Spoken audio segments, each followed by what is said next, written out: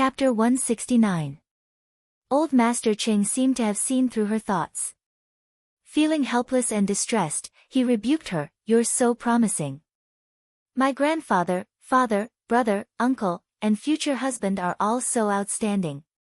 Why do I need to be so promising?" What she wanted from the beginning to the end was for herself and her family to be safe and successful for the rest of her life. "I'm relying on you to protect me for the rest of my life.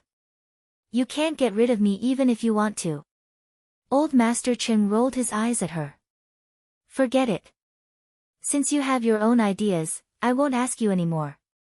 It's fine as long as you know what you're doing." Su Yiyen's heart warmed.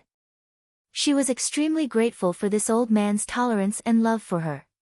Even when she had taken out those things for the first time and showed them to him, he had obviously been extremely surprised. However, after she expressed that she didn't want to say more, he chose to be tolerant and didn't ask any more questions. He even took the initiative to help her make up an excuse to fool the people in the research institute. After they finished talking about business, Old Master Ching didn't ask her to stay any longer. He only reluctantly reminded her, "You must come back before 10 o'clock tonight." Ching Xiuqin and the others chased after them and added, "You can't stay overnight. You can't kiss. You can't do anything other than holding hands." Su Yiyen.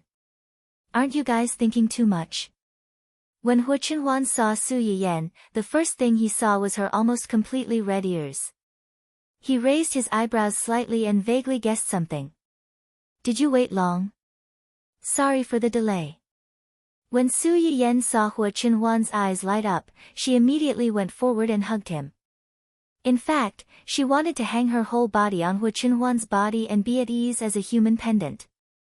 Unfortunately, it was a little difficult for Hu Qinhuan to fulfill her wish now. When she thought of this, Su Yiyen couldn't wait to get married. As long as she got married, she could logically move into the family Hu mansion and start her treatment. "It's fine, we just arrived." Hu Qinhuan held Su Yiyen's cold hand and rubbed it. She frowned and said, "It's cold outside. Let's get into the car first." "Yes." As soon as the two of them got into the car, Su Yiyen took out the cake and egg tarts from the box. "These are the cakes and egg tarts I made. Try them and see if you like them. Oh, by the way, there's also soy milk. I ground it just now and it's still warm. Drink some to warm your body first." Hu Qinhuan took the soy milk and touched it. Sure enough, it was still warm. It felt warm and comfortable in her hands. However, his first thought was not to drink it. Instead, he pulled Su Yiyen's hand and covered it with his. As a result, the scene in the car changed to Su Yiyen's hand holding the cup, and Hu Qinhuan's hand covering the back of Su Yiyen's hand. Her palm and the back of her hand were both warm. Soon, Su Yiyen's cold hand was warmed up. Yu Zian sat in the driver's seat.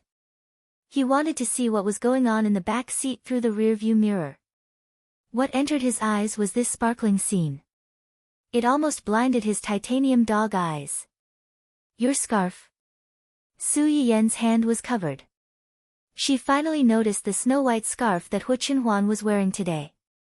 Wasn't this one of the scarves that she had chosen for Hu Qinhuan when she went shopping with him last time? "It doesn't look good." "No, it looks good, very good. You're super handsome today." "Yes." Hu Qinhuan's eyes lit up, and the tips of her ears turned red. Chapter 170. Su Yiyen held the cup of soy milk for a while and felt that her hands had warmed up a little. She began to urge Hu Qinhuan to eat. "Try this egg tart. It's been baked for a while and it's a little cold. The outer skin might not be as crispy as before." Hu Qinhuan took a bite of the brightly colored egg tart from Su Yiyen's outstretched hand. The slightly cold skin of the egg tart was a little chewy, and the golden liquid was soft and fragrant, just like the person beside her. "It's delicious. I'm glad you like it." Su Yiyen breathed a sigh of relief and took out the exquisite little cake. "I wanted to draw two people and a dun-dun, but I found it difficult to draw people. Let me practice a little more. On the day of our wedding, I'll make a big cake and put it in the living room of the old mansion. What do you think? Hu Qinhuan's eyes lit up when he heard that. Okay. Su Yiyan was relieved to see that Hu Qinhuan didn't reject the two things. She passed the other one she prepared to Yu Ziyan. Time is limited, and it's a little troublesome to make a cake. I only made 2. One is at home, and the other is for your young master. I made quite a lot of egg tart. Take it back and try it with the others later. Yu Ziyan, who was driving, was almost moved to tears. He instantly forgot about the anger from being abused. While waiting for the car, he hurriedly took the box that Su Yiyan passed to him. Thank you, Miss Su. I'll definitely take it back and share it with the others. Yu Ziyan stole a glance at Hu Qinhuan when he said this. Seeing that he didn't have any reaction, he happily placed the box of egg tart in the front seat. He couldn't help but take a few glances at it before he drove off. Those who didn't know better would think that he was looking at his dream lover. After arriving at the hospital, Hu Qinhuan accompanied Su Yiyan upstairs while Yu Ziyan waited downstairs. As soon as the two of them left, Yu Ziyan shot a short video. It was a 360-degree loop, trying to capture all the scrumptiousness of the egg tarts in this short video. After taking the picture, Yu Ziyan enjoyed it for a while before sending it to the group of 3. He said happily, "Look, what's this?" Although Zui Yanbai and Gu Xiaoyang were both in the company, their working hours were relatively flexible, so they replied almost instantly. Lai Gu Xiaoyang, F***CK. What kind of peerless cutie, no, peerless delicacy was this? Hand it over and I won't kill you. Silence like a pine tree, is this food? Fisherman Zian, he, I didn't waste so much effort to get this spot today. Young madam made some snacks and drinks for young master, and she also prepared some for us. She was so considerate and kind. Sob, I was so touched that I was about to cry. Lai Gu Chaoyang, jealousy makes me ugly. JPG, jealousy makes me cry. JPG, jealousy makes me dissociate. JPG, crying. JPG, why wasn't I the one who went with her today?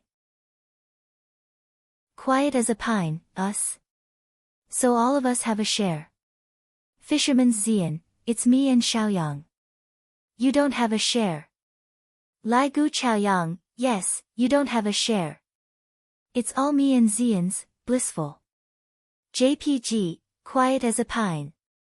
You guys are openly abusing your power for personal gain and embezzling public property. Fisherman Zian, so what? Young madam only said that she would let us have a taste. She didn't mention any names. Since it's in my hands, I have the final say. Lai Gu Chaoyang, that's right. Traitors have no right to speak. Get lost. Righteous. JPG. Chapter 171.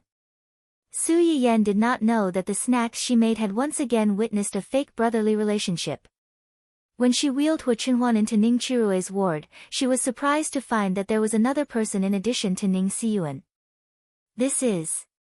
Su Yiyan frowned and looked displeased. She had confirmed the time of visit with the Ning brothers before she came, and this person was still in the ward at this time. Obviously, the brothers had agreed.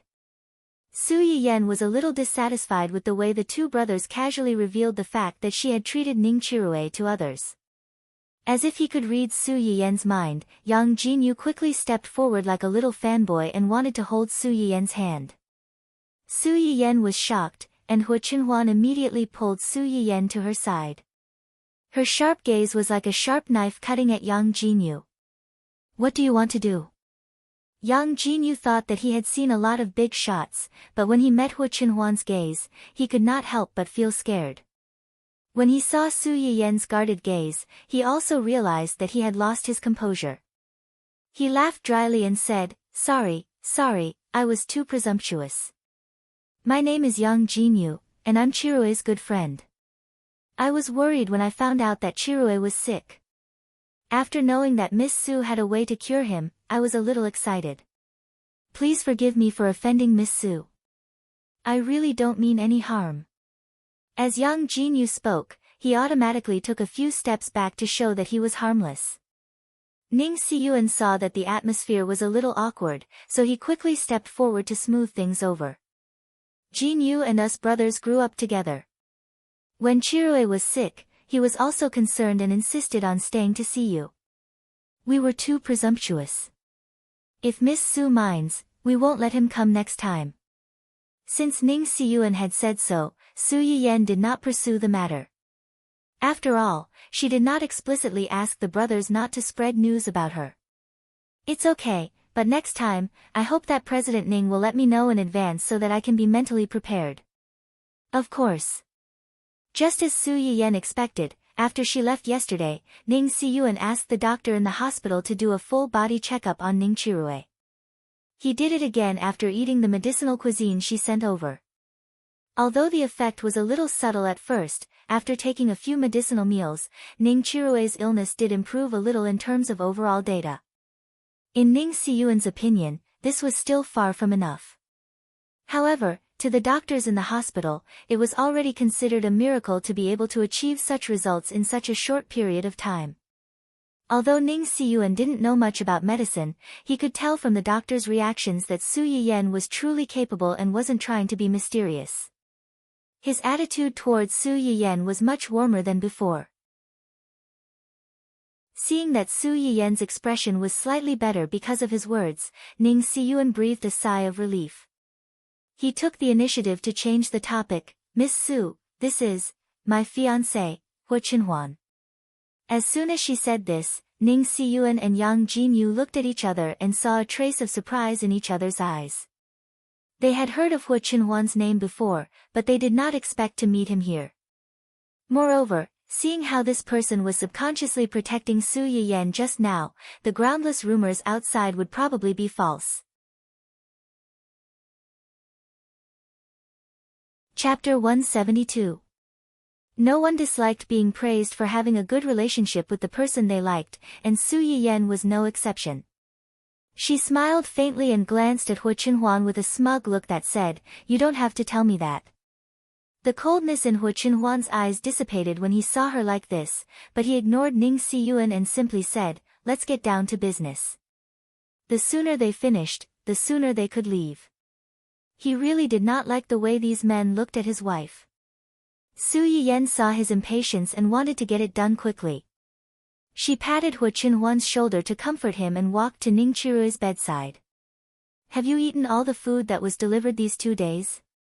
After Ning Chirue saw Wen Jingping's true colors, he also understood that he had been used as a tool and wrongly blamed Su Yiyen. Now that he saw Su Yiyen, he felt uncomfortable and hesitated for a long time. In the end, it was Ning Siyuan who answered for him. "Yes, I asked someone to watch him eat. He ate all of it, not leaving anything behind." "Oh." Su Yiyen saw Ning Chirue's embarrassment and thought of the system's announcement yesterday.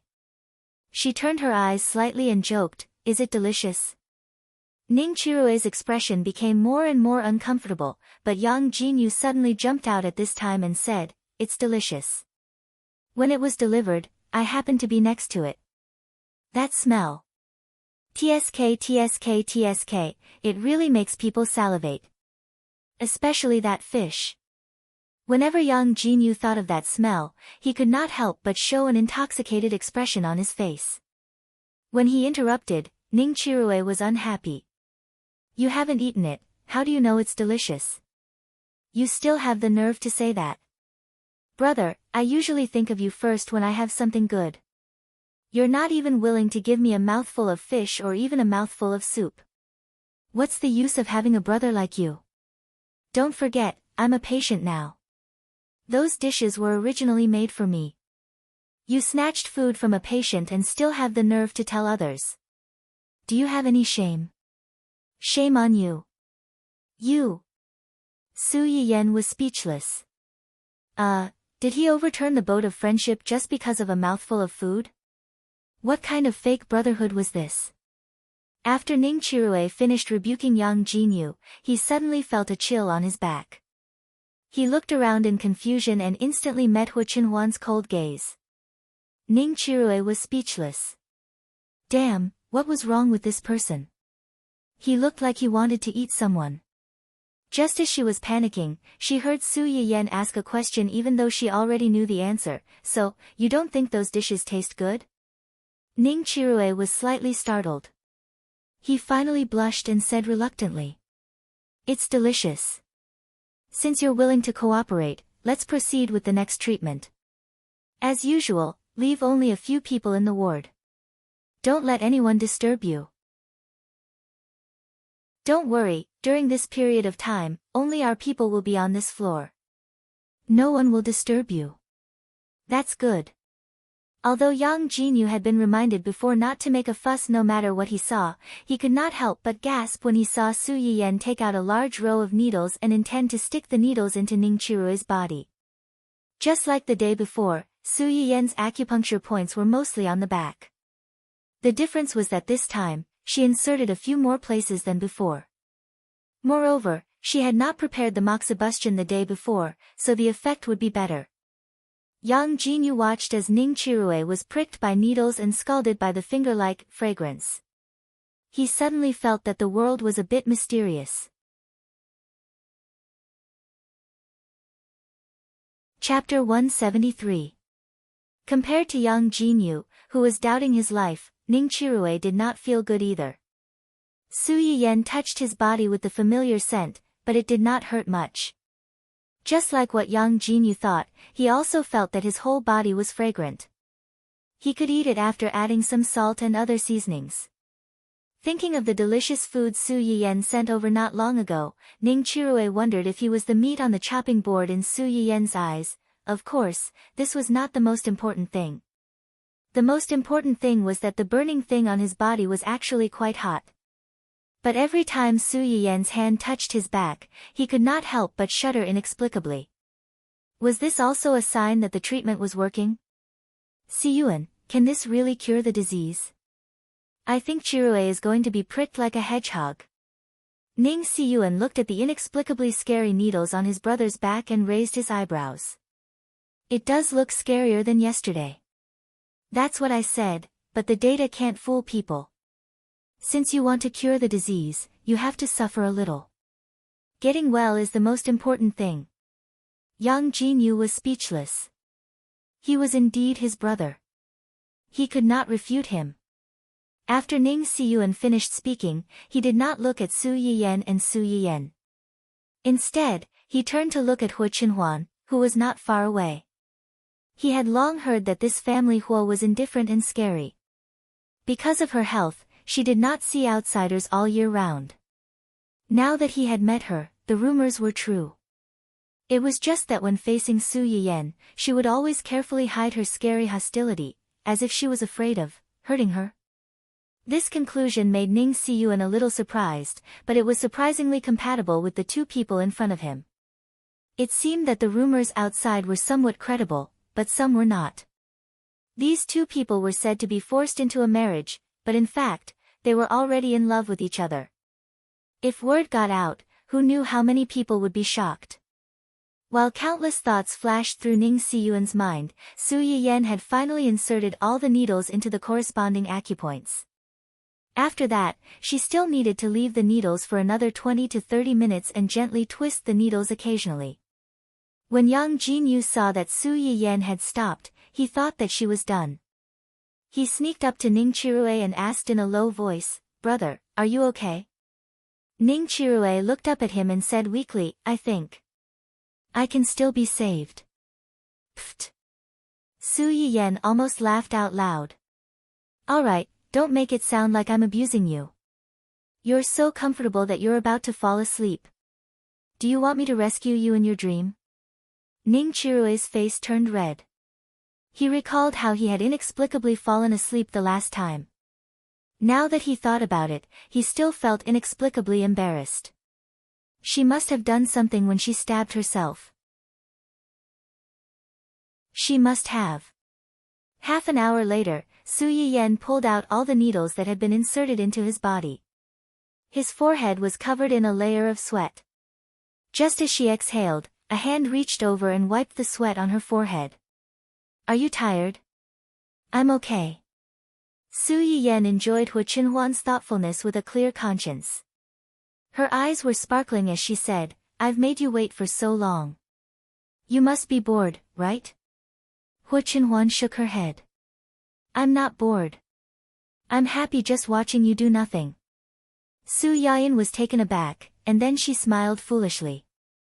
Yang Jinyu and Ning Siyuan, who were caught off guard and fed a mouthful of dog food, were speechless.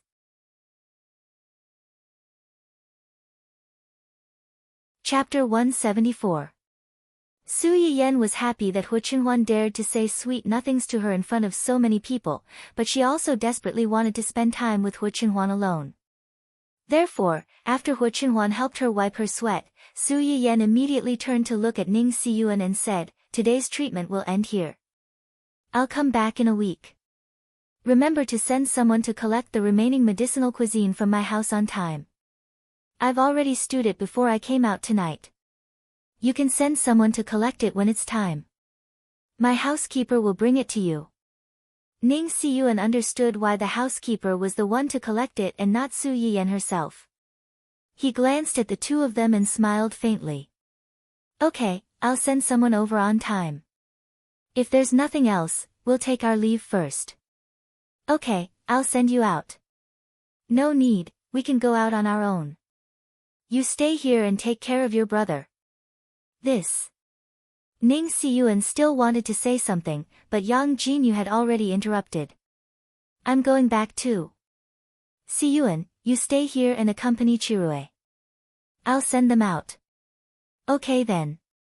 As soon as the three of them left, Ning Chirue could not help but ask his eldest brother, Brother, do you think Su Yiyen can really cure my illness? It's an undeniable fact that your physical condition is getting better. Even if she can't completely cure you, it's good to stabilize your condition and prevent it from getting worse. That's true. Ning Chirue nodded, but he was not optimistic. But brother, don't get your hopes up. If she can really cure my illness, why doesn't she treat her fiancé's leg? Maybe she wants to treat it, but she hasn't cured it yet. Don't you need to treat your illness for a while to know if it can be cured? Brother, what you said makes sense. I just hope that she can really do it. Ning Chirue pondered and frowned. I didn't expect her fiancé to be. Brother, do you think the two of them really have feelings for each other? Didn't you just see it? Ning Chirue thought of how much public display of affection he had just witnessed. He choked and muttered indignantly, what we see may not be true. Maybe it's just an act for us. Ning Siyuan was amused by his words. Who do you think you are that she has to put on an act for you? Do you know who was in the wheelchair just now? Hu Xiaofeng's uncle. That's because you're inexperienced and don't understand. The outside world had never associated him with Hu Xiaofeng's family. It was too degrading. Even I, strictly speaking, have to call him Uncle Hua or even Master Hua. Is he that powerful? Ning Chirue was taken aback. In the upper-class society, the titles uncle and grandpa referred not only to seniority, but also to status and ability. Ning Siyuan sighed helplessly as he looked at his younger brother, who always appeared especially naive and sweet at times like this. I see that your attitude towards that Miss Su isn't as repulsive as before. If that's the case, be nicer to her in the future. First of all, she's treating your illness now. Whether it's you or our family, we all owe her a favor. Second of all, you saw it just now.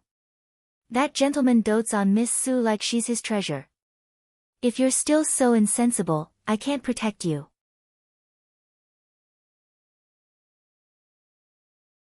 Chapter 175. Su Yiyen pushed Hu Qinhuan out, and Yang Jinyu followed behind like a little tail. Along the way, he didn't find a chance to talk to Su Yiyen. Seeing that the two were about to leave the hospital, Yang Jinyu finally couldn't help but step forward and say, Miss Su. Su Yiyen paused and turned to look at him in confusion. Mr. Yang, is there anything else? Air. Yang Jinyu felt a chill at the back of his head when Hu Qinhuan suddenly glanced at him coldly. But when he thought of his own situation, he braced himself and went to Su Yiyen's side and whispered, Miss Su, are you the streamer of Yanyan's little Yanyan kitchen? You are. Su Yiyen's eyes narrowed slightly, and she subconsciously glanced at Hu Qinhuan. After seeing that she didn't seem to hear Yang Jinyu's words, she frowned and said, What Yanyan's little kitchen? I've never heard of it. Su Yiyen's reaction was within Yang Jinyu's expectations. He hurriedly explained, Miss Su, don't be nervous. I'm a loyal viewer of your live broadcast room, and I was lucky enough to be selected by you before. You are. Su Yiyen's words were tantamount to admitting that she was the streamer in disguise. Ahem. Yang Jinyu touched his nose and seemed to be a little embarrassed to admit his ID. I'm that, golden gun will not fall. Su Yiyen suddenly realized that she still had an impression of this ID. After all, he was a frequent guest of her live broadcast room who often gave her a large reward, and she couldn't forget his name even if she wanted to. This could also explain why he was so excited when he saw her in the ward. Seeing that Su Yiyen seemed to remember him, Yang Jinyu's eyes lit up. He said awkwardly and flatteringly, Well, Miss Su, can I have a word with you? Su Yiyen raised his eyebrows. He could understand the man's previous problem. He lowered his head and reported to Hu Qinhuan, This is one of my former patients. I'm going to talk to him for a while. I'll be back soon. Wait for me here. After saying that, he kissed his hand and then pressed it on Hu Qinhuan's face. Yang Jinyu. What kind of operation was this? Hu Qinhuan's originally gloomy face was also dazed by her kiss. Su Yiyen, on the other hand, revealed a mischievous smile and said cheerfully, Before we came out, my parents specifically told me that we're not allowed to kiss. Yang Jinyu. So you used this method with your fiancé? Ahem, no wonder you're a streamer. You really know how to play. Hu Qinhuan was teased by her, and the coldness on his face dissipated a lot. He reluctantly said, Go early and come back early. Just a few words. I'll be back soon. After saying that, he winked at Yang Jinyu. Yang Jinyu understood and hurriedly led Su Yiyen to a long corridor not far away. This way, Hu Qinhuan could see them and not let him hear their conversation. Tell me, how did you recognize me? Why are you looking for me? It was purely an accident that I recognized you. Yesterday, I went to the hospital to visit Chirue, and his agent happened to come over to deliver dinner to him. Su Yiyen understood instantly. This person was a viewer of her live broadcast room. During her live broadcast yesterday, he also gave her a few rewards. Naturally, he knew what she had cooked yesterday afternoon. These dishes appeared at Ning Chirue's place shortly after that, so it was not surprising that he would be suspicious.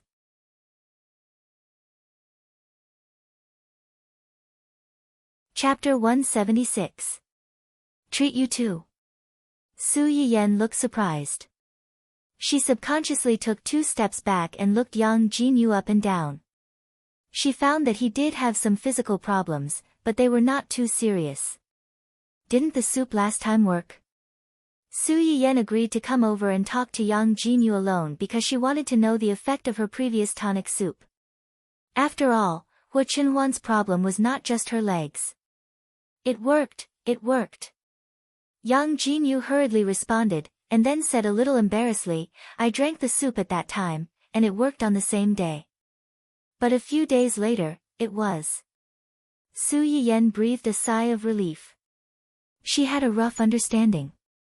In other words, you did have some effect after drinking my soup, but a few days later, you relapsed. Yeah. Then, what have you been doing these past few days? Yang Jinyu's expression was slightly stiff. When he mentioned these things to Ning Chirue before, he was still confident and proud. But when it came to Su Yiyen, he only felt indescribably embarrassed. Just like before, with my girlfriend. You know. Su Yiyen blinked and laughed out loud. No, I'm very pure. I don't know anything. Yang Jinyu. Before saying this, could you please take back the dog food you fed me before? Fortunately, after teasing him, Su Yiyen did not make things too difficult for Yang Jinyu. She went back to the topic and said, so, after the soup worked, you couldn't wait to do it with your girlfriend again. Yeah. Su Yiyen sighed and said earnestly, young people, you can't fool around just because you are young. If something really goes wrong, it will be too late to regret it. Yang Jinyu wanted to cry. He was a man in his late 30s, and he was being lectured by a girl who was a few years younger than him. He felt a little embarrassed, but he had to agree. Yes, you are right. I have a rough idea of what your illness is. Su Yiyen glanced at him and gave him a heads up. But after this experience, you should have realized that although my medicinal cuisine can help you recover, if you don't take care of yourself for a period of time, your body will still be emptied out sooner or later. Then what should we do? I can help you treat it, but you have to know your limits. Appropriately. Control yourself. Otherwise, even if I can cure your illness, I won't be able to cure your own death. Although Su Yiyen's words were not very polite, his words were crude but reasonable. Yang Jinyu blushed and hurriedly said, as long as Miss Su can help treat it, I promise to keep myself clean from now on and abstain from sex. Being able to use it and not being able to use it were two completely different concepts. When it came to a man's dignity, Yang Jinyu decisively chose the former. Well, I don't plan to go home for the time being. You can do a full body checkup yourself, and then send me the medical report by private message. I will look at it when I go back. Yang Jinyu's physical condition was not complicated. Years of unrestrained sexual activity had made his body weak and weary. Simply put, his body was hollowed out.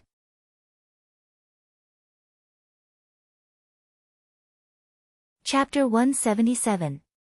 Yang Jinyu was greatly relieved when he saw that Su Yiyen had agreed. It was a piece of cake for him to send a medical report. The hospital that Ning Chirue worked in was owned by his uncle's family. Not to mention other things, confidentiality was guaranteed to a certain extent. Okay. I'll do a detailed full-body examination and send it to you later. That's it then. Contact me if you need anything. After Su Yiyen confirmed that the medicinal cuisine she made was indeed effective, she was not in the mood to chat with Yang Jinyu anymore. She ran back to Hu Chenhuan happily and continued to push him out. Are you very happy? Yes. Su Yiyen did not hide her joy. Her eyes turned slightly, and she said slyly, you saw it just now, right? Hu Chenhuan thought that she was talking about the scene where the two of them stood in the corridor and talked. His eyes darkened slightly, and he said coldly, I saw it. Su Yiyen had always been sensitive to Hu Chenhuan's emotional changes. She stopped immediately and walked around to Hu Chenhuan. She leaned over and looked at him in the eye. Are you angry? Hu Chenhuan looked at Su Yiyen's face, which was close to him. The rebuttal that was on the tip of his tongue turned into a jealous complaint. You smiled so happily at him. Su Yiyen laughed. I wasn't smiling at him. I was happy that his condition has improved. Hu Chenhuan's face was still ugly, and he looked away to avoid eye contact. Su Yiyen had no choice but to blush and say truthfully, his illness is similar to yours. Hu Chenhuan's expression changed slightly. He suddenly understood something, and his face was a little ugly. Don't be angry. What I meant was that you saw how I treated Ning Chirue, right?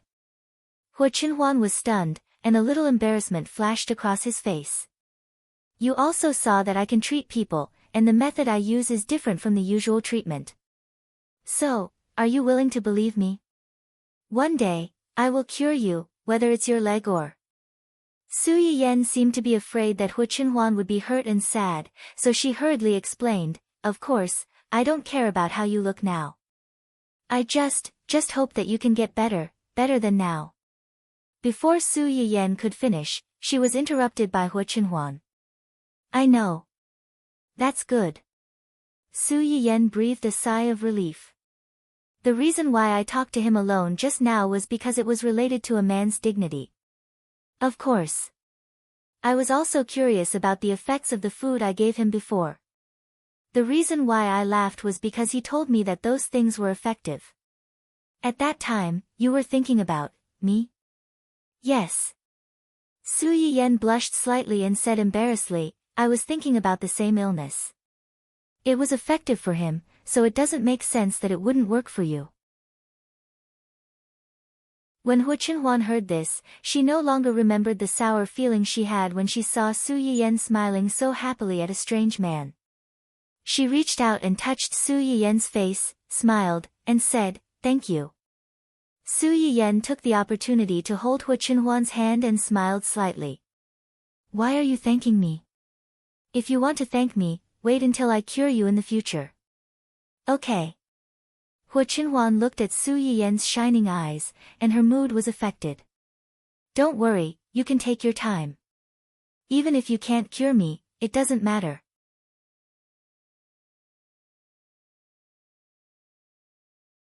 Chapter 178. Su Yiyan was a little unhappy when she heard what he said.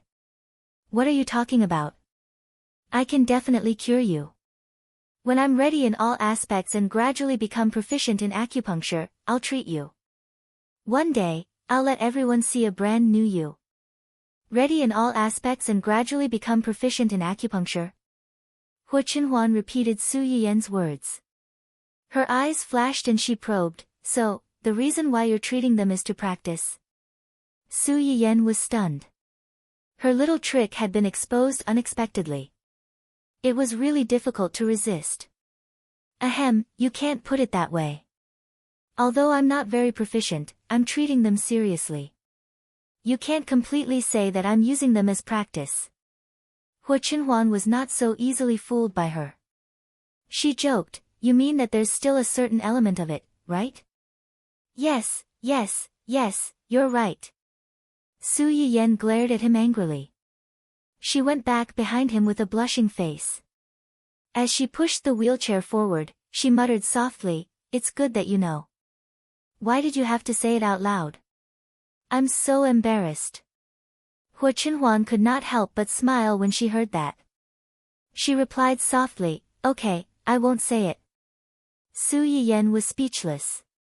She sounded like she was coaxing a child. Did she think that he was coaxing her like Dun Dun? Yuzian waited downstairs for an hour or two, but he was not bored at all. First, he took the box of egg tarts and joked around with Gu Xiaoyang and Su Yiyan. Later, he could not resist the temptation and ate too. While eating, he even made a scoundrel. He recorded the whole process of eating into a short video and sent it to the group chat. Gu Xiaoyang and Su Yiyan almost crawled over the internet to beat him up. When he was full of hatred, Su Yiyan were about to go downstairs. Yuzian saw the two of them coming out from afar. He quickly put away his phone in the box and took a careful look at himself in the mirror. After confirming that there were no traces of eating on his face, he turned to look out of the car window. At first glance, she felt that the atmosphere between the two of them was not right. Compared to before they were admitted to the hospital, they seemed to be even more lovey-dovey. It's getting late. Let's find a place to have dinner. Hu Qinhuan didn't say yes or no. After a moment of silence, she said, before that, can you accompany me somewhere? Where is it? We'll know when we get there. Su Yiyan was a little surprised. This guy actually learned how to be mysterious. It seemed that he had learned a lot from his subordinates during this time. Hu Qinhuan didn't say anything, so she didn't ask. However, the place that Hu Qinhuan wanted to take her to seemed a little far. After driving for about half an hour, Su Yiyan couldn't help but yawn. She had been busy the whole day, making egg tarts and cakes at home. She was so busy that she didn't even take an afternoon nap. When she came out, she performed acupuncture for Ning Chirue for more than an hour. At this time, she was really sleepy and couldn't open her eyes. Hua Qinhuan immediately noticed Su Yiyen's strange behavior. He reached out to support her swaying head and let her lean on his shoulder. Go to sleep. I'll wake you up when we get there. Su Yiyen was actually half asleep at this time. When she heard his words, she whispered, "No, I'm afraid that you'll sell me." After saying that, she fell into a deep sleep, vividly showing the inconsistency between her words and actions.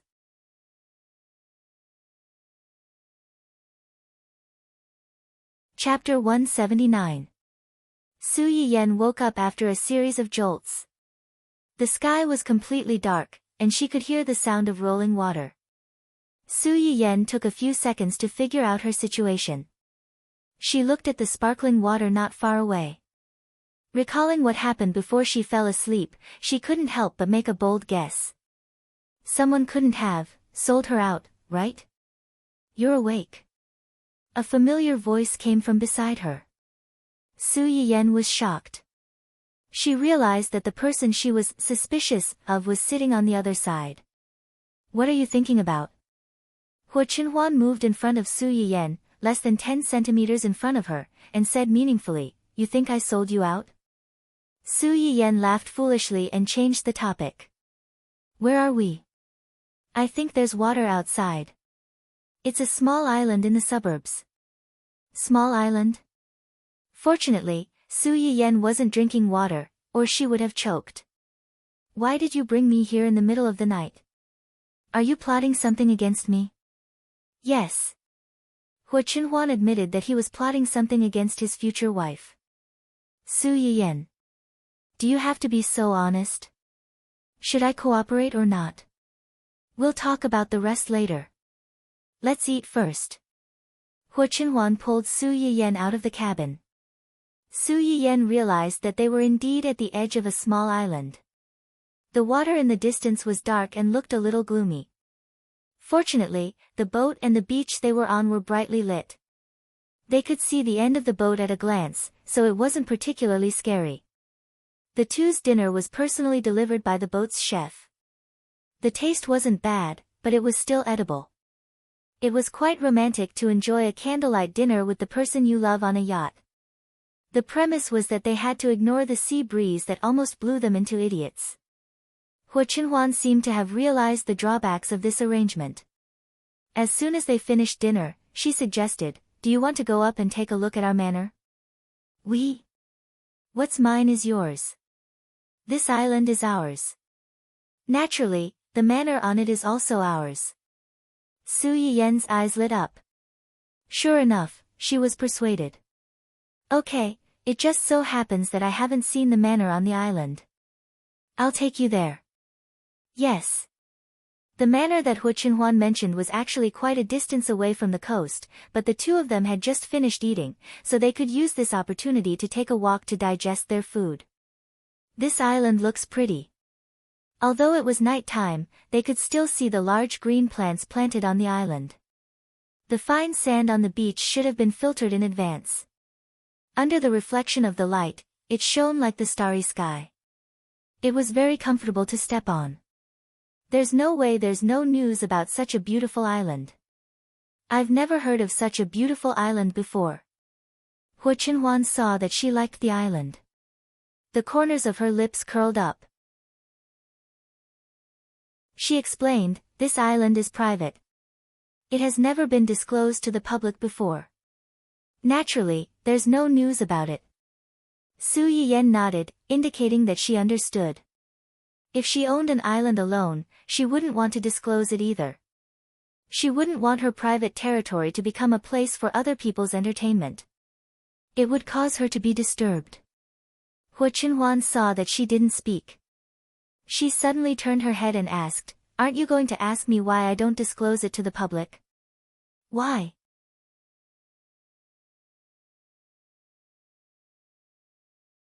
Chapter 180. Su Yiyen was slightly startled, and her face turned red at a speed visible to the naked eye. Before this, she was the one who teased Hua Qinhuan most of the time. Why did it suddenly turn around today? She was afraid that this guy had not only learned how to flatter his subordinates, but also learned all kinds of flirting words. Su Yiyen was already unable to resist him when he didn't say flirtatious words. Now that he was saying flirtatious words, Su Yiyen couldn't stop the smoke from coming out of her head. She was excited and shy at the same time. Hu Qinhuan didn't seem to intend to let her go so easily. Seeing that she didn't speak, he asked again, "Why don't you ask me who I like?" Su Yiyen thought to herself, "Who else can you like besides me?" But if she really said this, it would be too narcissistic. Su Yiyen held back for a while, but in the end, she followed his words and asked, "Who do you like?" Hu Qinhuan suddenly turned his head and looked straight into her eyes. He smiled and said, "You." These two short words were more straightforward and sweet than any words of love in the world. Su Yiyen's face turned completely red. "Do you mean that this island is for me?" "Yes." Su Yiyen didn't argue and accepted it all. "Thank you. I want a reward." "What?" Hu Qinhuan didn't directly answer her question. He smiled and asked again, "Do you like this island?" "I like it. I gave you such a beautiful island that you like so much. Can't I ask for a reward?" Su Yiyen raised her eyebrows and was a little curious. "What reward do you want?" "Lower your head." Su Yiyen looked at him doubtfully, but still lowered her head and moved closer to him. "You." Before she finished speaking, Hu Qinhuan had turned his head and kissed her on the cheek. Su Yiyen was startled. Just as she was about to denounce him, she met a certain someone's deep eyes that were mixed with a little bit of light. In his previous life, Hu Qinhuan's deep and sharp eyes were like a black hole in the universe, cold and dangerous. At this moment, Su Yiyen felt as if many bright stars had suddenly appeared in the universe, illuminating the original darkness and making him warm and soft. He was no longer like before, with spikes all over his body and repelling people thousands of miles away. "Scared silly?" "I didn't." Su Yiyen seemed to have woken up from a dream. She snorted coldly and said, "I just remembered that before I came out, my parents and brother repeatedly told me not to do anything more intimate than holding hands with you. If they find out what you're doing now, my father and brother will definitely not let you off easily." Hu Qinhuan was not frightened by Su Yiyen's words at all. She chuckled and said, "What about you?" "I what?" "I did this to you. What are you going to do to me?" "I'll let it go this time, but there won't be a next time. Otherwise, I'll throw you off the island to feed the sharks." Hu Qinhuan looked at her faintly and said with a faint smile, "Can you bear to do that?" Su Yiyen flew into a rage out of humiliation. "See if I can bear to do that." As the two bickered, they had slowly walked to the edge of the manor. Just by looking in from the outside, one could see that this was a private manor that occupied a large area. The main building could not be seen under the curtain of the night, but at least as far as the eye could see, there was no end in sight.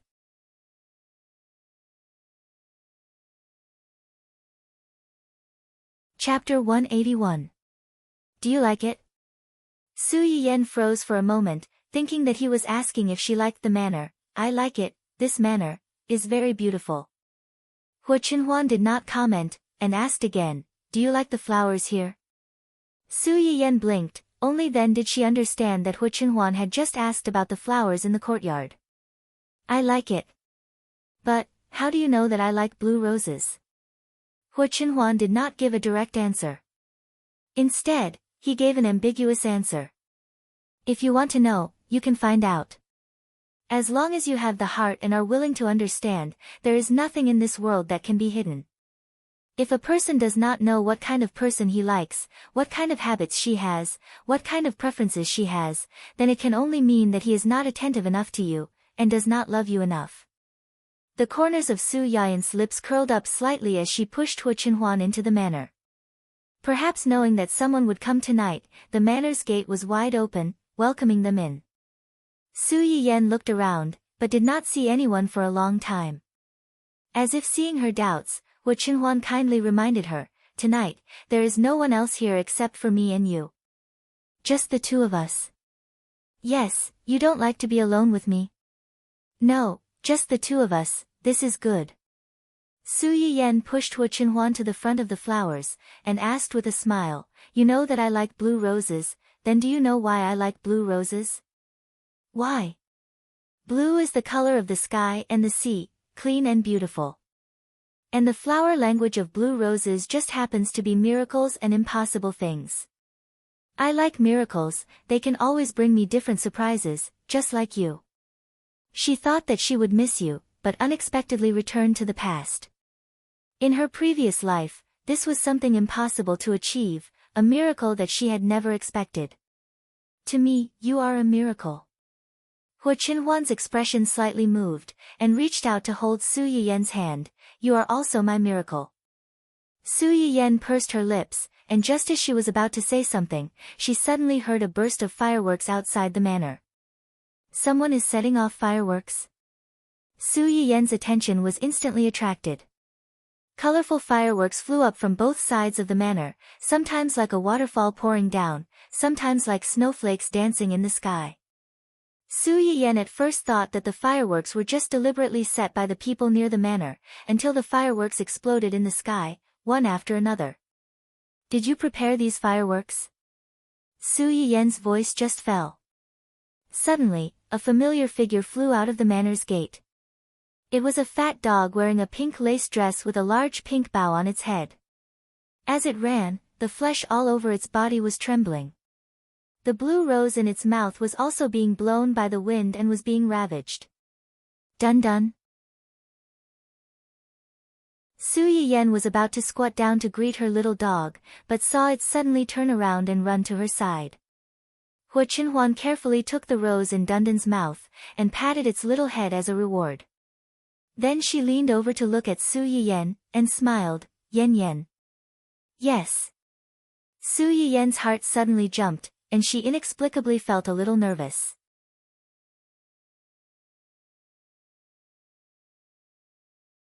Chapter 182. Su Yiyan's mind went blank for a moment. She stared blankly at the blue rose in front of her. After a while, she finally found her voice. You want me to agree with just a blue rose? That's too perfunctory, isn't it? As soon as the words came out of her mouth, she regretted it. It wasn't just a blue rose, but a courtyard full of roses, a manor, and an island. But even if it was just a rose, she was still willing. What was there to be stubborn about? Then what if I add this? Hu Qinhuan took out a small box that he had prepared earlier and handed it to Su Yiyan. When Su Yiyan saw the thing inside, her face changed. Inside the delicate little box was a beautiful platinum diamond ring. This diamond ring was in the shape of a rotating belt. Finally, one on the left and one on the right, encircled the uppermost diamond. In addition, if one looked carefully, they would find that the belt of the ring had an incomparably delicate engraving in the shape of an olive branch. At a glance, it looked like two olive branches encircling the diamond. It was a little strange but very beautiful. However, what really surprised Su Yiyan wasn't the design of the diamond ring, but that she had seen this diamond ring in her previous life. During the days when she was by Hu Qinhuan's side as a soul, she had seen several times when Hu Qinhuan was alone at night, staring at this diamond ring thoughtfully. Could it be that in his previous life, he had also fantasized about being together with her? Also, he liked her so much. How could he not have thought about it? But since he had thought about it, why didn't he put it into action? Su Yiyan's heart flashed with countless guesses, but Hu Qinhuan didn't know anything about it. Seeing that she was silent, the little heart that had long been accustomed to storms and waves actually became nervous. Yen Yen. Su Yiyan suddenly woke up. Only then did she remember that she was at the scene of a marriage proposal. Someone was holding this familiar ring and proposing to her. Since you're so sincere, I'll reluctantly agree to your request. Although she said that, Su Yiyan's eyes were brimming with joy, making it obvious that she was in a good mood at the moment. Hu Qinhuan's heart calmed down, but she didn't expose her. She picked up the ring and put it on her finger carefully. After putting it on, Su Yiyan stared at the ring and turned it over several times. It was neither too tight nor too loose. It wouldn't hurt, and it wouldn't slip out easily. How did you know the size of my finger? Yes, said Wang Yao. Measured? How did you measure it? Hua Qinhuan reached out and took the initiative to hold her hand. Then, he opened his hand and intertwined his fingers with hers. This is the amount. Su Yiyan. Like hell I'll believe you. How can you measure it like this? However, she also knew that there wasn't much point in dwelling on this. Soon, she changed the topic that she was more curious about. The pattern of this ring is a bit special. Does it have any special meaning? Hua Qinhuan held her hand and stroked the texture of the ring. At that time, I asked for eternity, and he gave me a design in return. The body of the ring is a miniature version of the Mobius ring, which symbolizes eternity. The olive branch on the top seems to symbolize peace, but in fact, it represents the endless growth of plants, forever and ever. Su Yiyan's eyes became slightly hot when she heard these words. Endless growth, forever and ever. What a moving 8 words.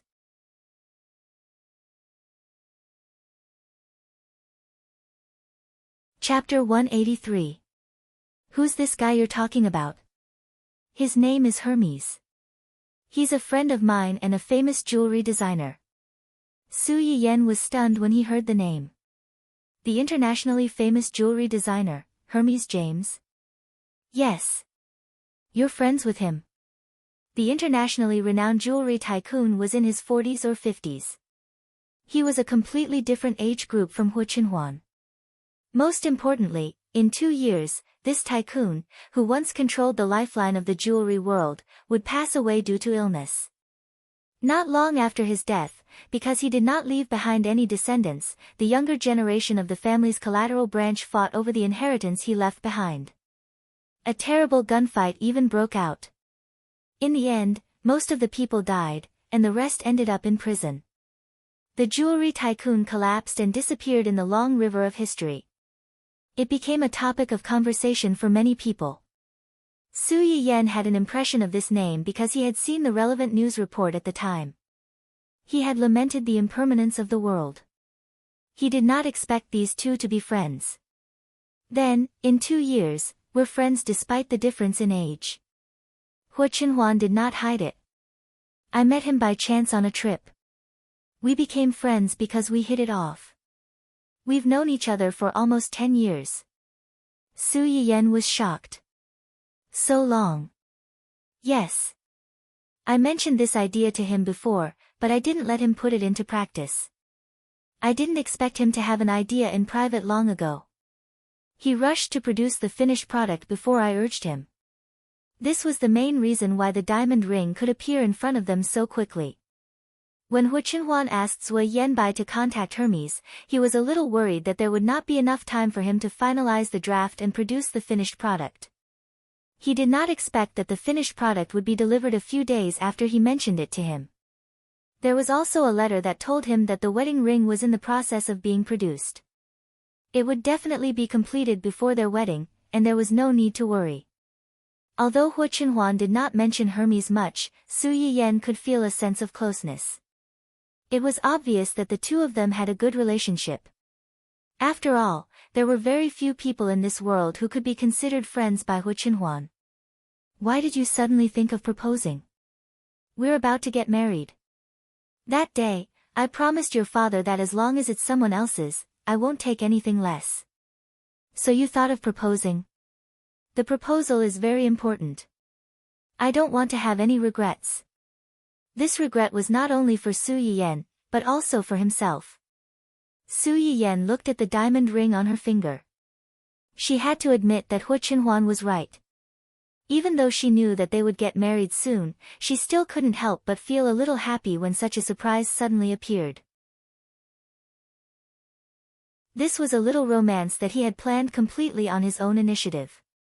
It was worth treasuring for her for the rest of her life and slowly savoring it in the future. The fireworks outside the courtyard were still going off. They had already transitioned from the previous roses to various characters and languages of, yen yen, I love you. It was really simple and crude. But she liked it. After the two of them watched the fireworks, they walked around the manor twice. Su Yiyen realized that not only were the flowers that she liked planted in the manor, but the decoration and the overall layout were also the type that she liked.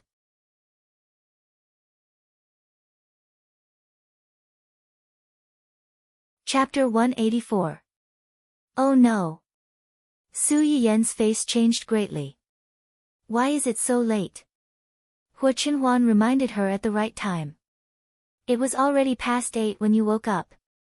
Wouldn't it be 12 o'clock after eating and taking a stroll? Su Yiyen wanted to cry but had no tears. No, I have to go home. My parents will go crazy if they don't see me back so late. It's not safe to go out to sea so late. Su Yiyen suddenly froze. Indeed, it was very dangerous to go out to sea in the dark. Then I'll call my parents and inform them. Where's my cell phone? Su Yiyen rummaged through her clothes for a long time and finally found her cell phone in her jacket pocket. She opened it. No. Yes. No. Why is there no signal here? Hu Qinhuan's face didn't change. The terrain is remote, and we haven't had time to install a signal receiver. Assistant Sua, who had installed a shielding device early in the morning and blocked all the signals on the island, was very famous. Then what should we do? It's okay. Hu Qinhuan held Su Yiyen's hand and comforted her. Before we came, I asked Xiaoyang to report your whereabouts to your parents. Your parents should know that you're here now and that you're going to stay here tonight. They won't worry. Su Yiyen wasn't comforted at all. Instead, she looked at Hu Qinhuan sadly. No, you asked Xiaoyang to tell them. They may be more worried now. Hu Qinhuan laughed. What are they worried about? That I'll eat you? Su Yiyen curled her lips. That's not impossible. You've already proposed. You should ask for some reward, right? That's because they don't know my physical condition. Su Yiyen was slightly stunned. Just when she was about to comfort him, she heard him say, but it's not impossible to ask for other rewards. It's my negligence. Thank you for reminding me. Su Yiyen. Did she dig a hole and bury herself in it? Hu Qinhuan looked at Su Yiyen's slightly sluggish expression and knew that she couldn't tease her too much. She comforted her. It's just one night. It's okay. It's late. Let's go upstairs and check out the rooms. I'll send you back tomorrow morning. Su Yiyen sighed and compromised. That's the only way. The two of them and the dog went upstairs. At first, Su Yiyen was a little worried that Hu Qinhuan would ask to sleep in the same room as her. However, Hu Qinhuan took her directly to the master bedroom and took Dun Dun to the guest room. Su Yiyen breathed a sigh of relief, but at the same time, she was inexplicably a little disappointed. After a day of torment, Su Yiyen thought that she would fall asleep as soon as she touched the bed. She didn't know if it was because she had slept before or because too many unexpected things had happened that night. She lay on the bed for more than an hour, but she didn't feel sleepy at all. The weather on the island changed quickly. They were still watching the stars on the beach in the first half of the night. In the second half of the night, there was a sudden gust of wind, lightning, thunder, and rain. Su Yiyen couldn't sleep anymore. She looked at the threatening curtains by the window. After hesitating for a moment, she got up and closed the window. But it couldn't block out the sound of the wind, lightning, and rain outside the window. Just then, there was a sudden knock on the door of her room. Su Yiyen froze slightly. Hu Qinhuan had said that there were only the two of them in the manor tonight. Was it Hu Qinhuan who was knocking on the door, or? Su Yiyen took a deep breath and walked over slowly.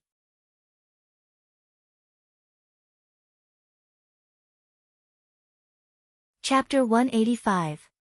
Su Yiyen was shocked. She took a closer look and realized that it was Dun Dun. When she looked up again, she saw Hua Qinhuan's familiar figure. Unlike before he left, Hua Qinhuan was wearing light blue cotton pajamas, which made him look more casual and approachable. She looked prettier. Hua Qinhuan saw that she was staring at her and took the initiative to break the silence. It's raining. Su Yiyan instantly sobered up. She smiled awkwardly and said, yes. Yes. There's thunder. Yes. Dun Dun seems to be a little afraid of thunder. He keeps coming over. Dun Dun is afraid of thunder.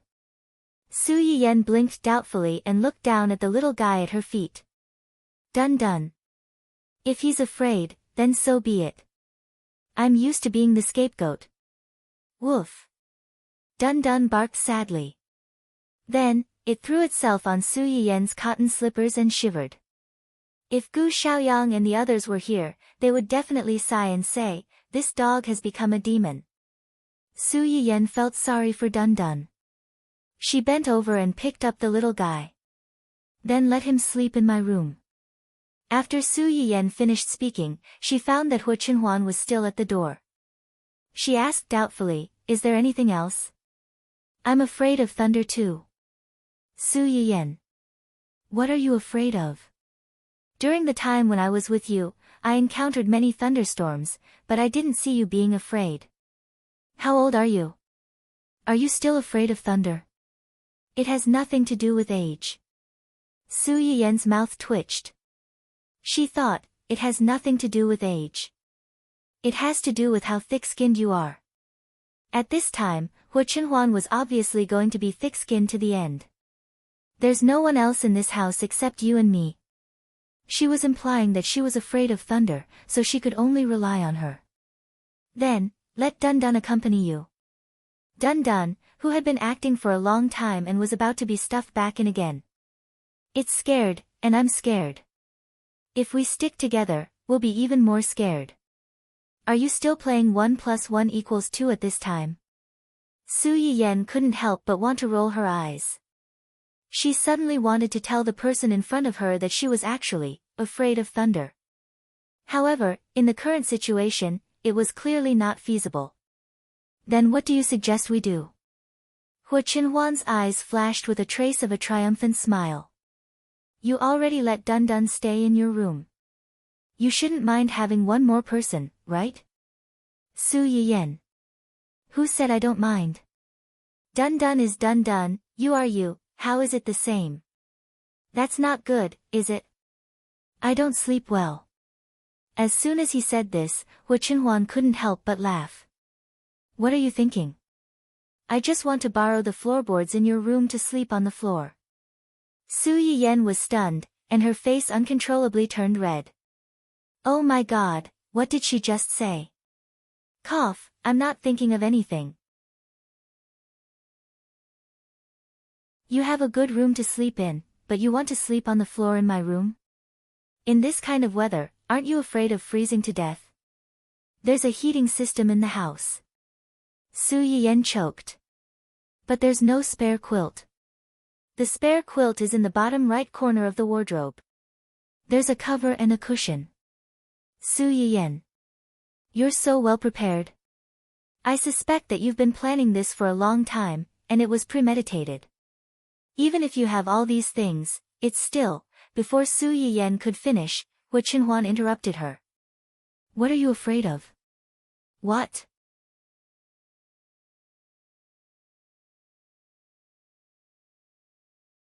Chapter 186. Su Yiyan felt inexplicably guilty under his gaze. She subconsciously took a step back and said sternly, No, no. Since you didn't take me in, it shouldn't be a problem, right? Su Yiyan opened her mouth and was about to say something when she heard Hua Qinhuan say, You said before that I should ask for a reward for my successful proposal. The reward I want is to sleep on the floor in your room. This request isn't too much, right? Su Yiyan. I have nothing to say. In the end, Su Yiyan was persuaded by him. Well then. But I have to say in advance that sleeping in the same room is just sleeping in the same room. Don't do anything unnecessary. Although, Although we are about to get married, there are some things that can only be done after marriage. These things were not just that kind of thing. Although Su Yiyan usually kissed and hugged Hu Qinhuan, she was actually quite conservative. Otherwise, she wouldn't have been unable to resist every time she was flirted with. A smile flashed across Hu Qinhuan's eyes. She responded obediently, okay. Su Yiyan turned around and put the dun-dun aside first. Then, she helped Hu Qinhuan find a spare quilt. After quickly laying it down, she hurriedly turned on the circulating heating system. In just a few minutes, the room was much warmer. It's all done. Go to sleep. Su Yiyan had just helped Hu Qinhuan lie down when she immediately went back to her bed. She covered her head with the quilt and didn't move. A few minutes later, Su Yiyan secretly poked her little head out and asked in a low voice, "Are you still awake?" She thought that she wouldn't get a reply. Unexpectedly, in the next second, she heard a low voice from below. Yes. Su Yiyan was startled. She quickly shrank back into the quilt and shouted as if her butt was on fire, "Sleep early. Good night." Perhaps it was because she felt more at ease with someone by her side, or perhaps it was because she was a little tired after the commotion caused by Hu Qinhuan. At first, Su Yiyan didn't know how to deal with this awkward situation, so she hid. But as she hid, she fell asleep in a daze. Because of this, she missed a certain someone's gaze that was still shockingly bright in the dark night, filled with gentleness and love, and that gentle and heart-stirring "good night" at the end. Outside the window, the rain was still falling. Even the howling wind and roaring thunder were not enough to disturb the tranquility of the room. Dun Dun was curled up in its kennel in the corner of the room. It looked around. Even though the two of them were not doing anything, it still felt like a lot of dog food was being thrown at its face. To have two masters like these, it was really too difficult. Su Yiyan slept very soundly. Even the storm outside did not disturb her in the slightest. In the end, she was woken up by the noise outside the door. "Young Master Su, please calm down. Calm down. My biological sister has been kidnapped, how do you expect me to calm down? Where's my sister? And where's Hu Qinhuan? Tell him to get out here. Brother." Su Yiyan heard this voice and instantly woke up. Her body reacted faster than her brain. She jumped off the bed and ran to open the door. At this time, Su Yuxuan and the others just happened to walk over to her side. Unexpectedly seeing the door open, they were all shocked. Su Yuxuan was the first to react. Just as he was about to show a surprised expression, he saw someone behind his sister. The expression on his face suddenly froze. Then, it became gloomy, angry, and as dark as the bottom of a pot.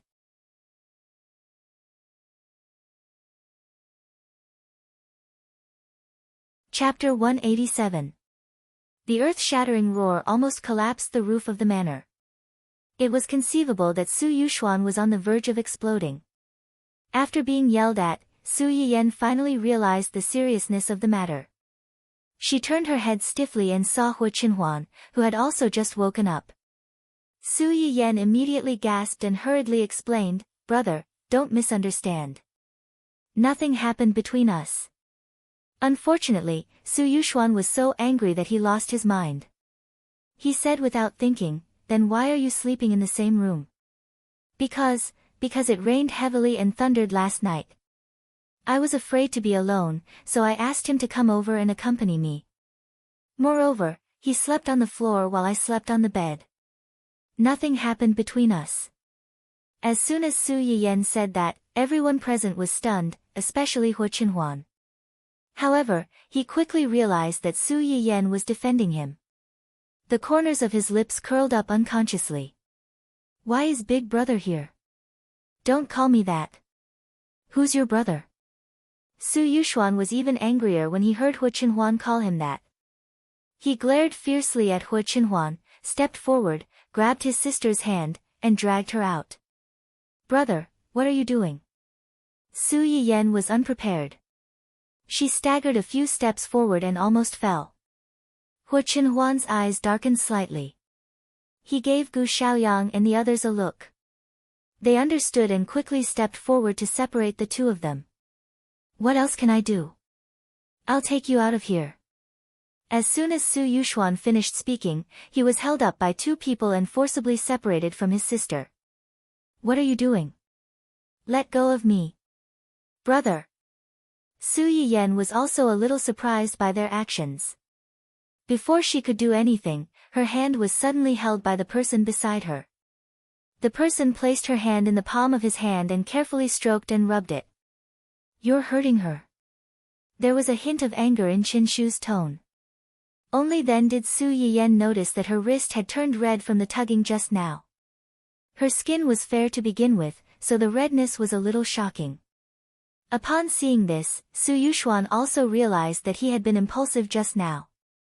He looked regretful, not only because he had accidentally hurt his sister, but also because his impulsiveness had caused him to lose the initiative in front of Hu Qinhuan. Hu Qinhuan rubbed Su Yiyan's wrist for a while before finally dispersing the red marks on her wrist. Looking at how focused he was, those who didn't know would think that he was not holding a hand, but some unknown rare treasure. Su Yiyan's ears turned red. As soon as the other party loosened his grip, she quickly pulled her hand back. My brother didn't do it on purpose. Tell them to let him go.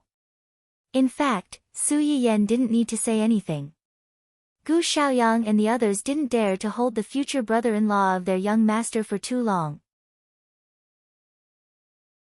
They had already loosened their grip a long time ago.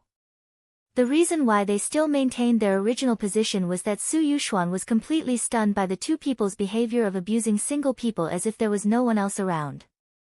As soon as he came back to his senses, he broke free from their restraint. He snorted coldly and turned to leave. Upon seeing this, Su Yiyan hurriedly said, I should go back. I'll come to see you next time if I have the chance. Hu Qinhuan thought that according to his future brother-in-law's reaction, the next time would not come so easily. With this thought, Hu Qinhuan suddenly leaned over to Su Yiyan and kissed her on the cheek before she could react. Su Yiyan blinked in surprise and blankly. Touching the place where she was kissed, her first reaction was.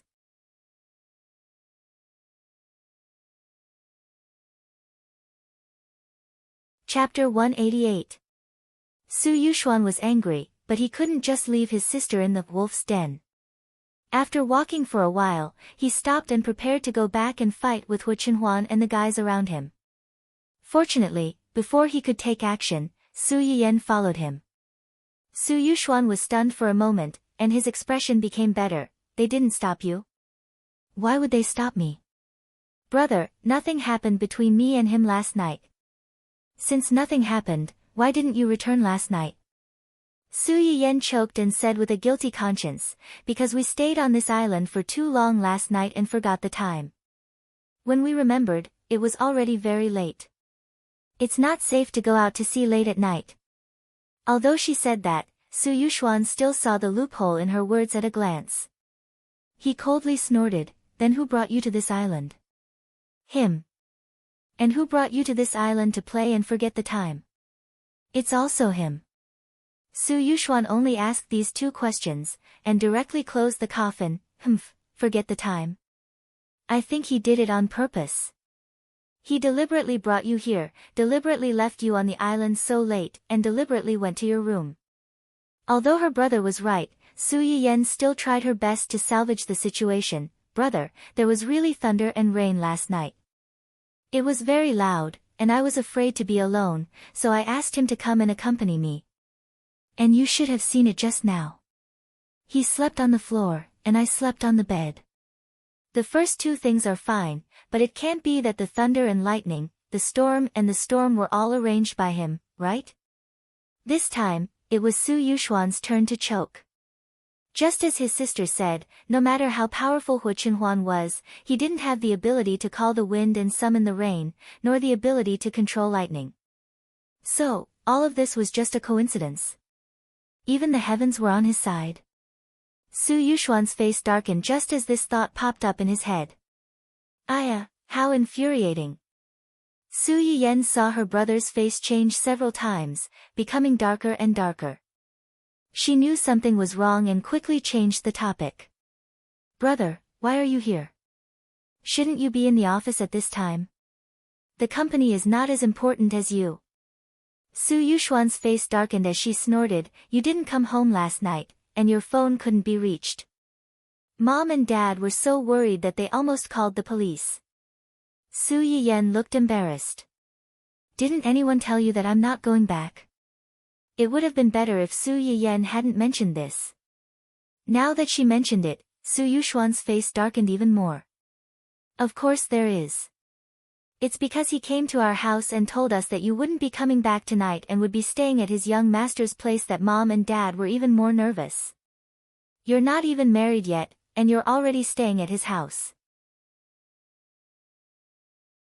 If this gets out, who knows what people will say about you.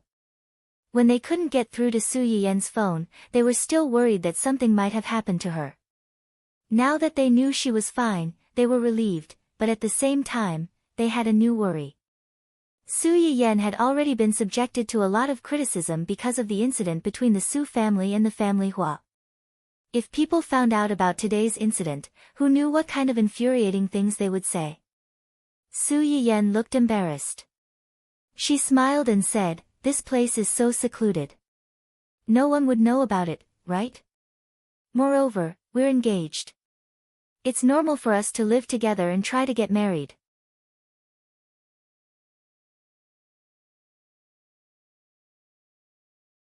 Chapter 189. Su Yiyen's expression stiffened, and she said awkwardly, I was just giving an example. Su Yuxuan breathed a sigh of relief, but he still felt a little uncomfortable in his heart. He complained in a low voice, you also know that this place is remote. How dare you foolishly follow him to such a remote place? Aren't you afraid that he will eat you up? Su Yiyen said in her heart, didn't I fall asleep and wake up here? How could I have known that this place was so remote? However, she couldn't say this out loud. If she really said it, she had no doubt that her elder brother would thoroughly beat Hu Qinhuan into a scheming boy and rush back to fight with him. I'm fine, aren't I? How dare he? Let's see if Dad and I will break his legs. Su Yiyen. You really don't need to do that. Su Yuxuan seemed to have realized this after shouting. His face darkened, and he became more and more depressed. Anyway, that's what happened. After that guy went to our house to report, Dad and Mom didn't sleep the whole night. I didn't sleep either. I asked them to send me here at dawn. What Su Yuxuan didn't say was that when he received the news last night, his first reaction was to go out to sea to look for her, but he was rejected by Gu Xiaoyang and the others for the same reason. With a belly full of anger, he waited until dawn and immediately urged Gu Xiaoyang and the others to bring him over. Along the way, he stabbed the bastard who abducted his baby sister countless times in his heart. It's my fault. I promise I won't make such a serious mistake again. Su Yuxuan snorted coldly, even if you want to, I'm afraid you won't be able to do it again. Su Yiyen understood in her heart that when she went back this time, she was afraid that she would be forced to be watched by her parents until she got married. The two of them took the boat back to the opposite shore. Su Yiyen's mobile phone finally had a signal, so she called home immediately. Her mother answered the phone. Surprisingly, she did not reprimand Su Yiyen for not coming home last night. She only said, don't do this next time. Then, she let it go. Compared to Su Yuxuan's recent ruckus, this place was terrifyingly calm. Su Yiyen once suspected that this was the calm before the storm. However, what Su Yiyen didn't know was that before she called back, Su Yuxuan had already reported everything that she had seen and heard on the island. Qing Xiuqin and the others already knew that nothing out of the ordinary had happened between the two of them, which was why they were so calm. Otherwise, Su Yuxuan would not be the only one with murderous intent. When Su Yiyen returned home, Qing Xiuqin and the others had just gone out to pick up her uncle. There was no one at home, which made her greatly relieved. However, since her uncle was here, it was time to nourish him and her aunt. She wanted them to work hard and try to make a baby. Cough, cough. Moreover, as the saying went, if you eat from others, you have to be soft-hearted. She cooked a good meal to make the elders happy. They couldn't blame her for yesterday's incident, right? Su Yiyen went into the kitchen with a little thought. Just as she connected to the internet, she saw a few notifications. Normally, she wouldn't look at this kind of entertainment news. Just as she was about to open the news, she saw a photo at the top. It was a publicity photo of a girl group, and a familiar figure was in the center of the publicity photo. Her smile was gentle and bright. Those who didn't know would think that she was very popular now and had a promising future.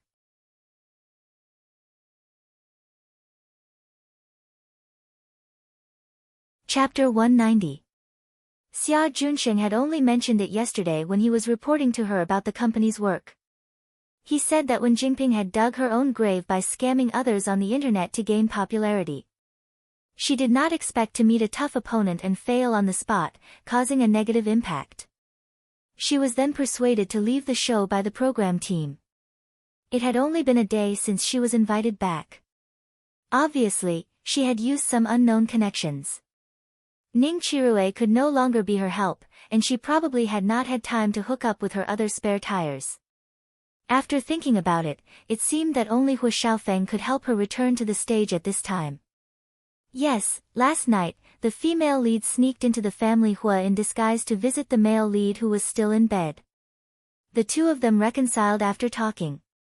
Early this morning, the male lead contacted a senior member of the program team and sent the female lead back. Su Yiyen smiled coldly. She is indeed the child of the world with her own protagonist aura. Not to mention that the family Hua is strictly guarded, and Hua Qihan's birthday banquet was so big before. Most people should already know what she looks like. No matter how much she disguises herself, how can she change her face? It's so easy to let her in. It's like a game. The world's consciousness has always given preferential treatment to the protagonists. What the host needs to do is to break this preferential treatment. This could be seen from the fact that those outstanding big shots would either lose their intelligence or inexplicably rapidly weaken or even die when they met the two protagonists. Does the host want to replace her? Why should I replace her? She can stay if she wants. There are so many talented and good-looking people up there. If she has some ability, then so be it. If she doesn't have the ability and still insists on staying, she will only bring disgrace to herself. There was only one way to conquer others, and that was to work hard to make yourself better than anyone else. Opportunism was never a long-term solution. Even if you got some benefits for a while, there would be a day when you would suffer a backlash.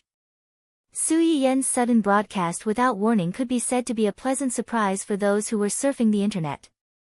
Look at what I saw. Ha ha ha, while no one is around, I'm hugging the host and doing a 100-meter sprint. Upstairs, put her down. Where is there no one? I'm watching the streamer's live stream 24/7. If anyone wants to hug, it should be me. A group of people were arguing on the screen, fighting to take Su Yiyen away.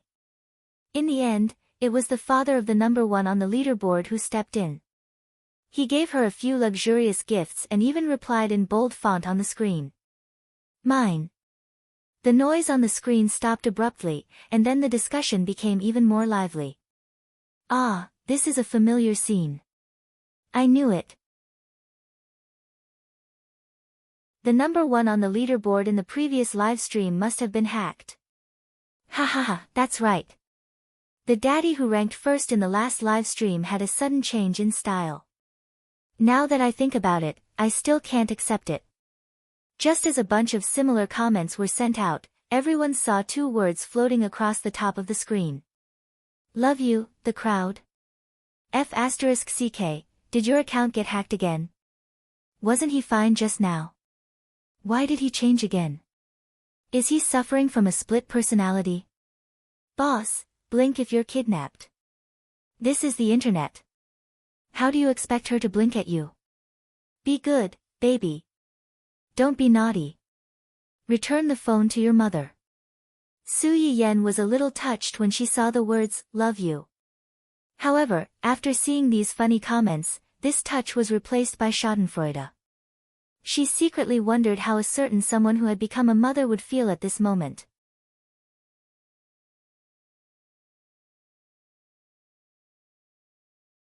Chapter 191. A certain someone who had just become a mother didn't feel anything.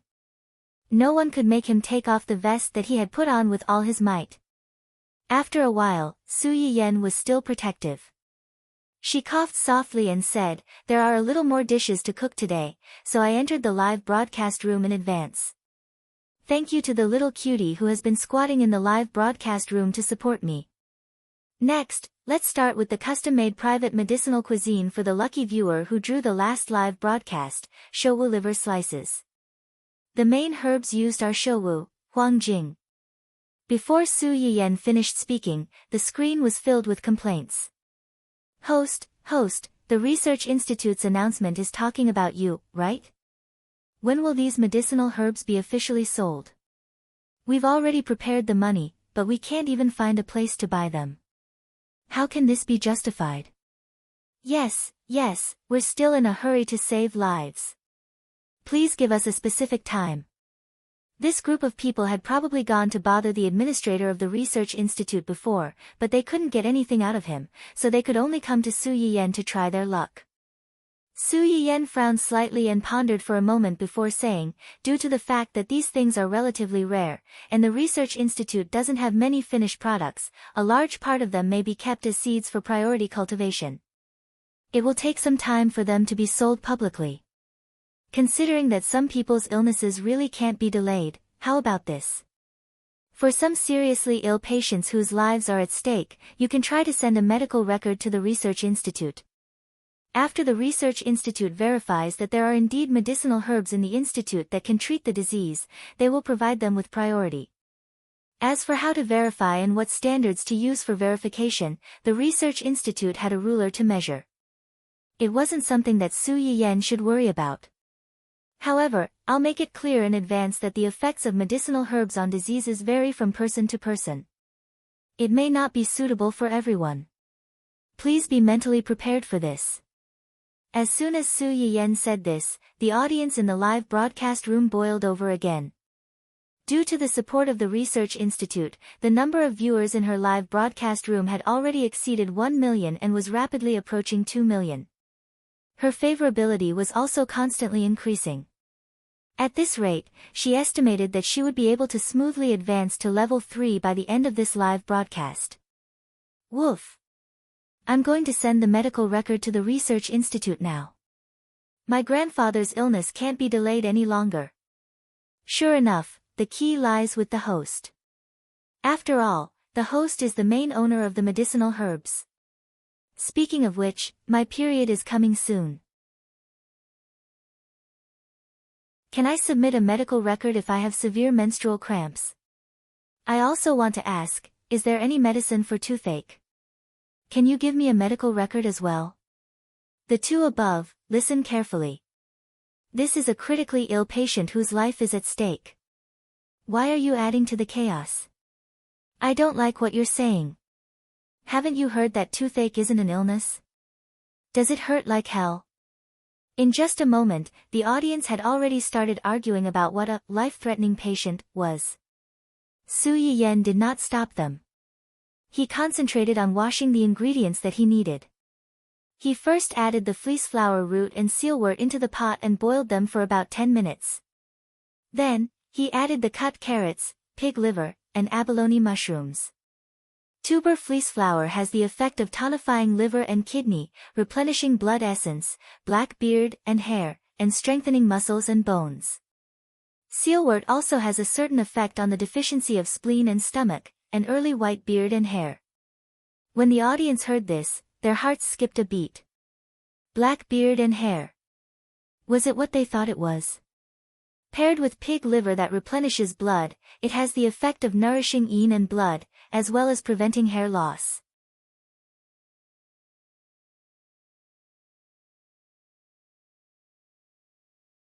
Chapter 192. F***CK, can this stuff really cure hair loss? Baldies, please save us.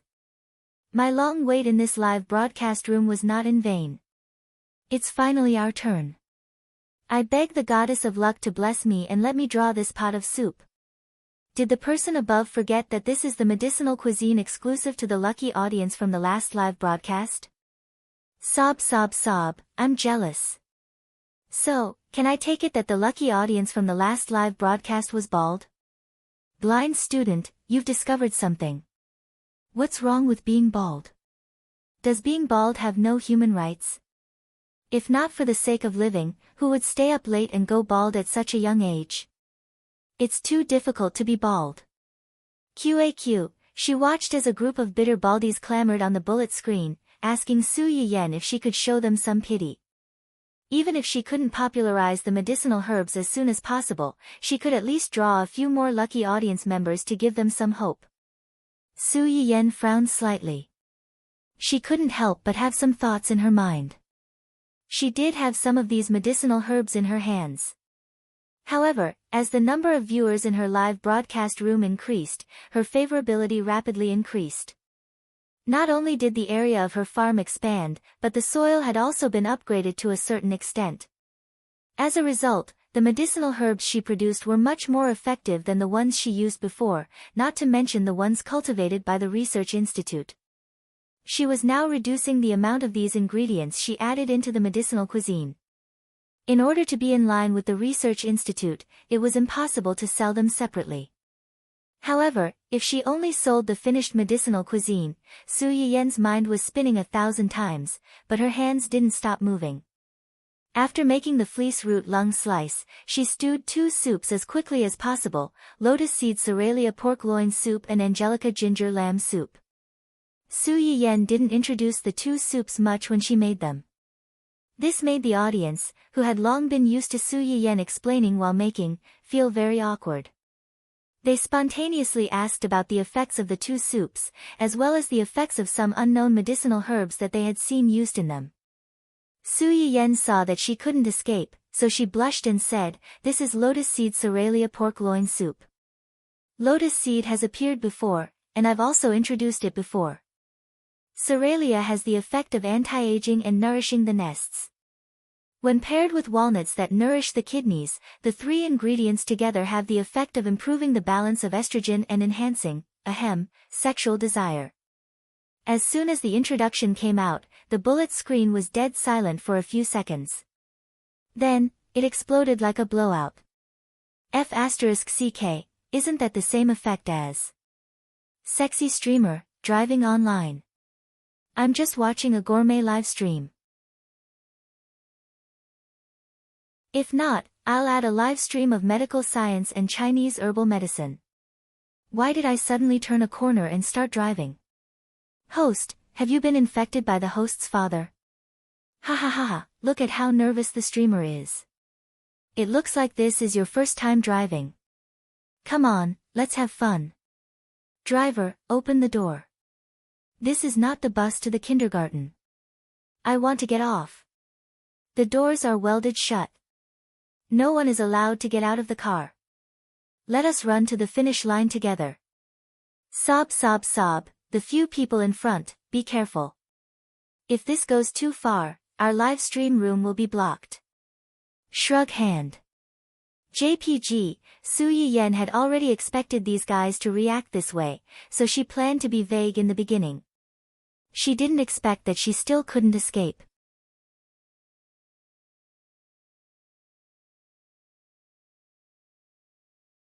Chapter 193. Unfortunately, these words had no effect on the audience, who were already laughing like crazy. Yes, yes, yes. It's not that exaggerated. We understand, we understand. See through but don't say it out loud. It's not suitable to discuss this topic in public. Skip, skip, look at this car. It's big and yellow, and it drives very fast. Not bad, not bad, Su Yiyen was speechless. It seemed like they didn't listen at all. Su Yiyen sighed helplessly when she realized that she couldn't get through to them. She didn't continue to argue and started talking about the second soup. Things like moral integrity were really something that one would get used to over time. When she started talking about the first soup, Su Yiyen was at a loss. Now that she was talking about the second soup, she felt like she had nothing left to lose.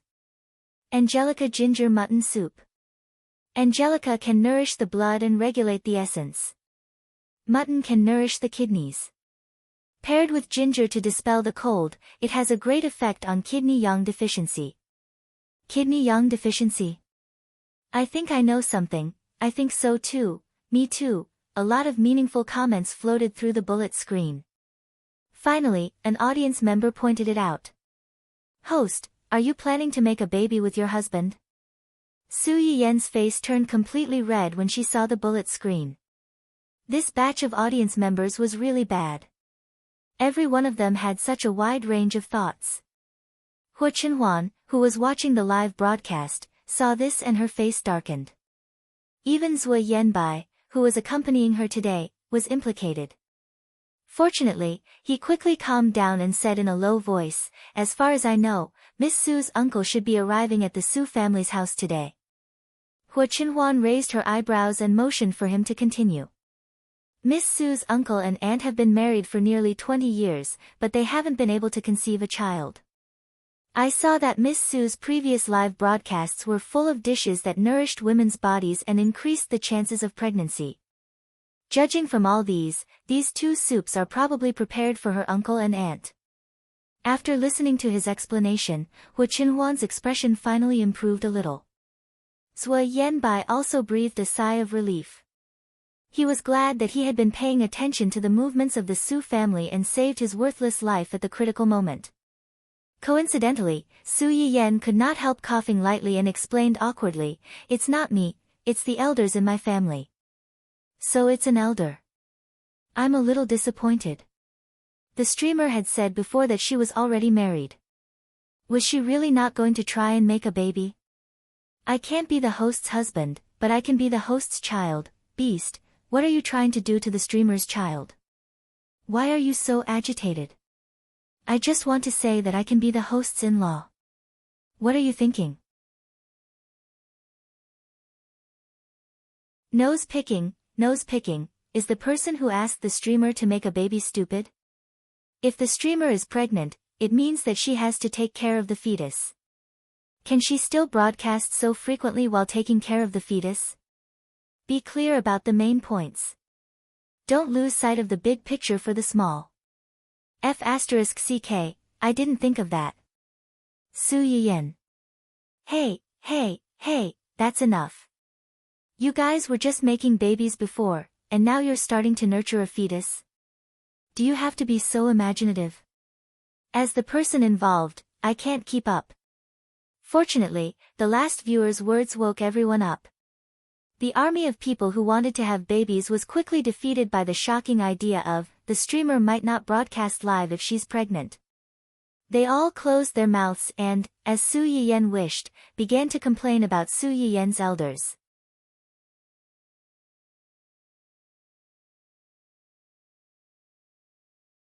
Chapter 194. Su Yiyen looked at the screen full of viewers who wanted to be her relatives. The corners of her lips curled up slightly, but she did not say anything. This was the longest live broadcast Su Yiyen had ever done. It took about 3 hours before Su Yiyen finally finished cooking all the dishes. She packed the dishes that she had gotten from Ning Chirue and Huo Chenhuan and sent them out. She almost collapsed. The thoughts in her heart were magnified countless times at this moment. She could not go on like this. She had to shoulder this burden before she died from overwork. Before that, she had to find an ally first. The first person that Su Yiyen targeted was her biological uncle who had come from the same place. As the saying goes, a nephew resembles his uncle. From Su Yuxuan, one could tell what kind of person Su Yiyen's uncle was. It was not that the two looked alike, but that their temperaments were similar. They were the kind of people who looked gentle and refined on the surface but were actually evil. Moreover, they were very protective of their family members. No matter how awe-inspiring they were outside, at home, they were gentle and warm men who put their family members first. Like Qin Shueru, Qing Juanhao, who had been married for many years without children, had long regarded his sister's children as his own. From the moment he saw Qing Xiuqin and the others, he either asked his wife or asked why the two children did not come with them. Qing Xiuqin and the others interrupted and told him frankly at first, but thinking that he was tired from the journey, they only replied vaguely, "They have something to do."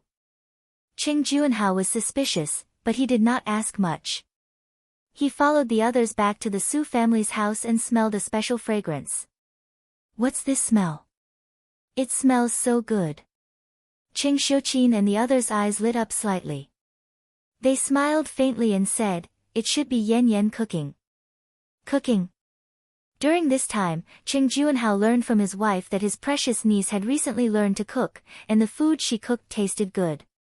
His wife, who originally had no appetite and was rapidly losing weight, gained a few kilograms of weight. Her complexion was also much better than before. However, Qing Juanhao couldn't help but feel a little dazed when he smelled it personally. Coincidentally, Su Yiyan had finished cleaning up the mess and came out of the kitchen. "Uncle." Su Yiyan quickly ran over and gave him a hug. "You must be tired from the journey. I made some dishes to welcome Uncle. If there's nothing else, let's eat first."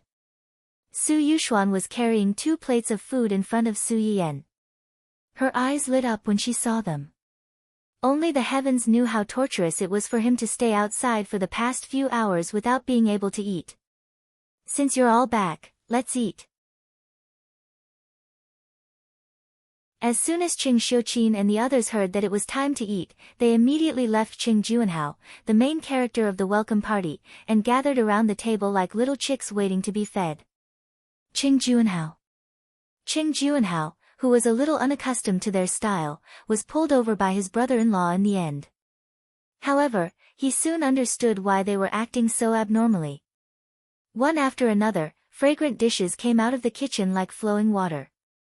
Even Qing Juanhao couldn't help but swallow his saliva, let alone Qing Xiuqin and the others who had already eaten other delicacies. Their eyes were green with envy. After the dishes, there was soup. There were too many things to cook today. In order to save time, Su Yiyan directly made a large stew pot that could stew several small pots at once. She stewed a pot of soup for everyone in the family.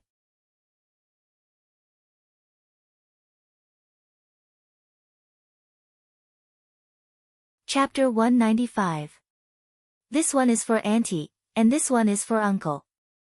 Su Yiyan brought out the soup and distributed it to everyone. The others were used to it, and they just stared at the soup in front of them. It was Qing Juanhao's first time seeing such a scene. He looked at the soup in front of him and then at his wife's soup in confusion. "Why is the soup different? This is a tonic soup with medicinal herbs. Men and women have different tonics, so the soup is naturally different." Qing Juanhao did not know much about this, so he asked suspiciously, "There's such a thing?" "Of course. Why would I lie to you, Uncle?" Qing Juanhao nodded and did not say anything else. On the other hand, old Master Qing glanced at their soup. He thought about how his granddaughter had been nourishing Qin Shueru's body all this time, so he could more or less guess the effect of these soups. He lowered his head slightly and hid the smile on his face. Qing Xiuqin and the others could more or less guess this, so they smiled and tried to smooth things over. What does it matter if it's the same or not? The key is whether it tastes good or not. Speaking of which, it's all thanks to you today. Although Yan Yan usually cooks, it's not as sumptuous as today. We'll talk about other things later. Let's eat first. With such a big table of dishes, it won't taste good when it gets cold." After Qing Xiuqin said that, they no longer paid attention to the 2 bowls of soup in front of Qing Juanhao and his wife. They focused on eating. Qing Juanhao did not eat much on the way here, so he was indeed a little hungry now. Coincidentally, the dish in front of him was his favorite fish, so he picked up a mouthful and put it in his mouth without thinking. In the next second, an indescribable excitement rushed from his tongue to his head, causing his entire face to turn red. This, Qin Shueru saw him like this and quickly poured a glass of cold water for him. Ching Juanhao drank half the glass of cold water before he finally calmed down. He slurred and said, "This fish. Why is this fish so spicy?" Qin Shueru had been married to him for so many years, but this was the first time she saw him in such a sorry state. She could not help but laugh. "There's chili in it." "Chili? Those red ones are much spicier than ginger." Su Yiyen pointed at the red chili peppers on the plate. "My brother and dad both like spicy food, so I made more spicy dishes. If uncle doesn't like the taste, there's also a plate of sweet and sour fish. It's lighter." When Qing Juanhao heard what she said, he didn't feel too conflicted. He first tried the sweet and sour fish, and the taste was indeed a little bland. Although it was delicious, he didn't like sweet things. After a moment of hesitation, he reached for the spicy steamed crucian carp. This time, at least he was mentally prepared. While it was spicy, he also felt that this fish tasted better than any fish he had eaten before. The first mouthful was a little stimulating, but the second mouthful started to get used to it. The third mouthful was enough, and by the fourth mouthful, he couldn't stop anymore. Su Yiyen raised his head while holding his bowl and saw his uncle frequently reaching for the spicy dishes on the table. His face was red from eating, but he still couldn't bear to put down his chopsticks. Great, another spicy person who was captivated by chili peppers. Fortunately, she would make some tea for them to drink every day to reduce internal heat. Otherwise, they would have been tortured to death by constipation and other side effects.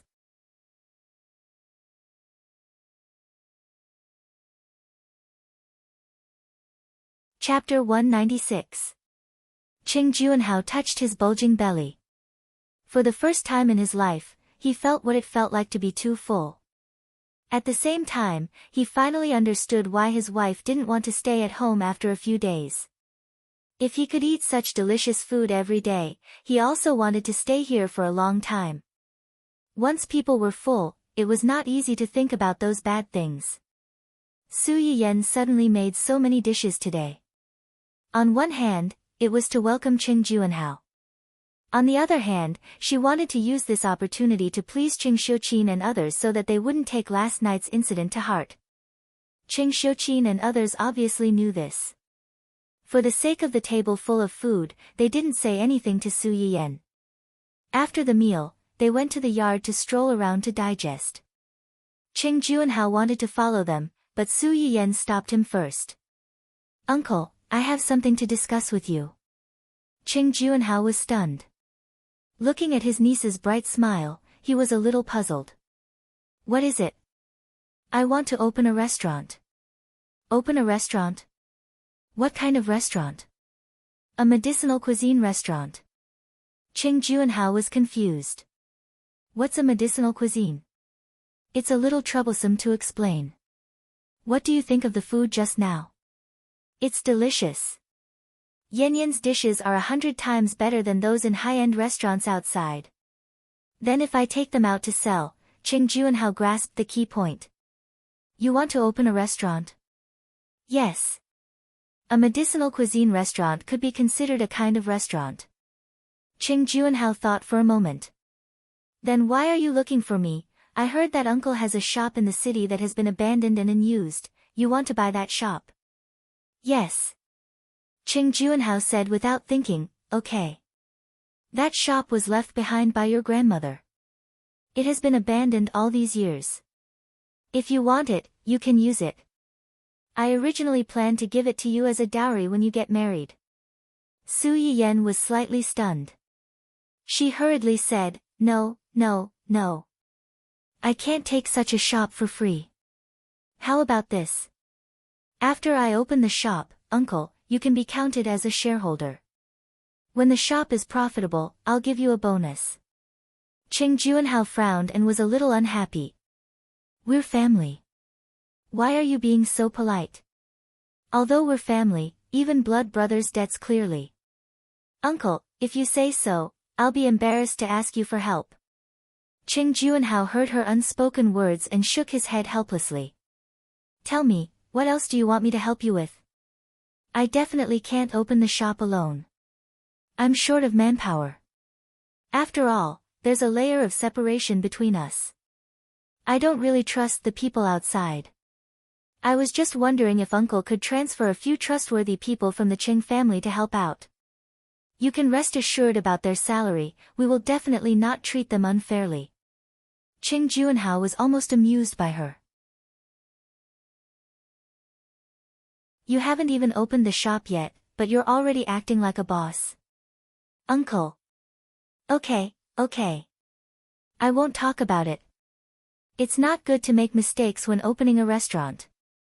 I'll go back after a while and get you some people. Is that okay? I know Uncle loves me the most. Then I'll put all these into the bonus and give it to you together. Didn't I say you don't have to be so polite? No, I must. In the end, Cheng Juanhao couldn't win against Su Yiyan. He reluctantly agreed to Su Yiyan's proposal to get him to become a shareholder.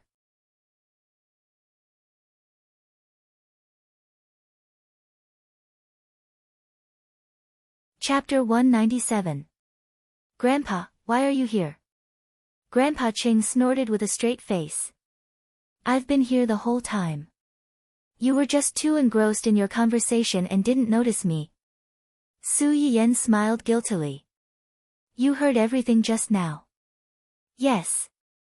What do you think of my idea? Can a medicinal cuisine restaurant be opened? Of course, it can be opened. The seeds of the research institute have only been planted not long ago. The only products that have matured are the ones you sent over. You're the only one who owns these things before they're fully circulated. The people at the research institute know the effects of these things very well. If you're willing to take them out to open a medicinal cuisine restaurant, they'll be more than happy to support your restaurant. Su Yian's eyes lit up slightly. If the research institute could really support her shop as her grandpa said, then her small shop would be a small shop with a strong backer. If anything happened in the future, she would have something to rely on. However, opening a restaurant isn't like sitting in an office. I'm afraid it'll be very tiring. Su Yiyan had already thought about this. She chuckled and said, It's fine. I've already asked my uncle for help. I'll find more people to help when the time comes. At the very least, I'll make a limited sale. I'll only make 100 or 200 servings a day. Isn't that what those high-end restaurants do? I know what I'm doing. I won't tire myself out. Naive. Grandpa Cheng knew his granddaughter very well. He was tough when he was tough, but he was also really soft when he was soft-hearted. She had already opened a restaurant. When people came to ask for help, she might really tire herself out. Su Yiyan smiled and didn't comment. Grandpa Cheng knew that she didn't take his words to heart. He continued to persuade her. It's a blessing and a curse that these things are in your hands. You may face a lot of trouble opening this restaurant. Some of it you may not be able to solve. Su Yiyan's smile faded slightly. She nodded and said, Yes, I know. Even so, you still want to open it? Yes. Since these things are in my hands, I have the responsibility to make the best use of them. Firstly, I can help some people by opening this shop. Secondly, I want to have a business that I've worked hard to build. A business that you worked hard for? Old Master Cheng's face darkened. Didn't your parents leave you some assets? Yes, not long ago, brother gave me an entertainment company to try out, but I don't think it's enough. Not enough? Old Master Cheng's expression was slightly better, but he was still a little serious. Do you think one company is too little? Then. Grandfather, you misunderstood me. Su Yiyan knew what he was thinking. He laughed and said, I just want to do something that I want to do and can do. I want to experience it and make myself better and better. Only then, can I be worthy of him. Him. At first, Old Master Shen was pleased with Su Yiyan's progress, but when he heard the last sentence, his face darkened. Su Yiyan's small face blushed slightly. Under the old man's intense gaze, she said embarrassedly, Seeing her like this, the old man immediately understood. Family was kid. Yes.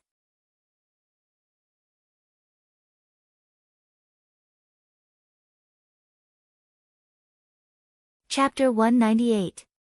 Su Yiyen looked at her grandfather, who rolled up his sleeves and looked like he was ready to hit someone at any time, as if his Achilles heel had been poked. She was stunned for a moment, then quickly went forward and hugged his arm, not knowing whether to laugh or cry. No one said anything to me. I think Chenhuan is too good, so.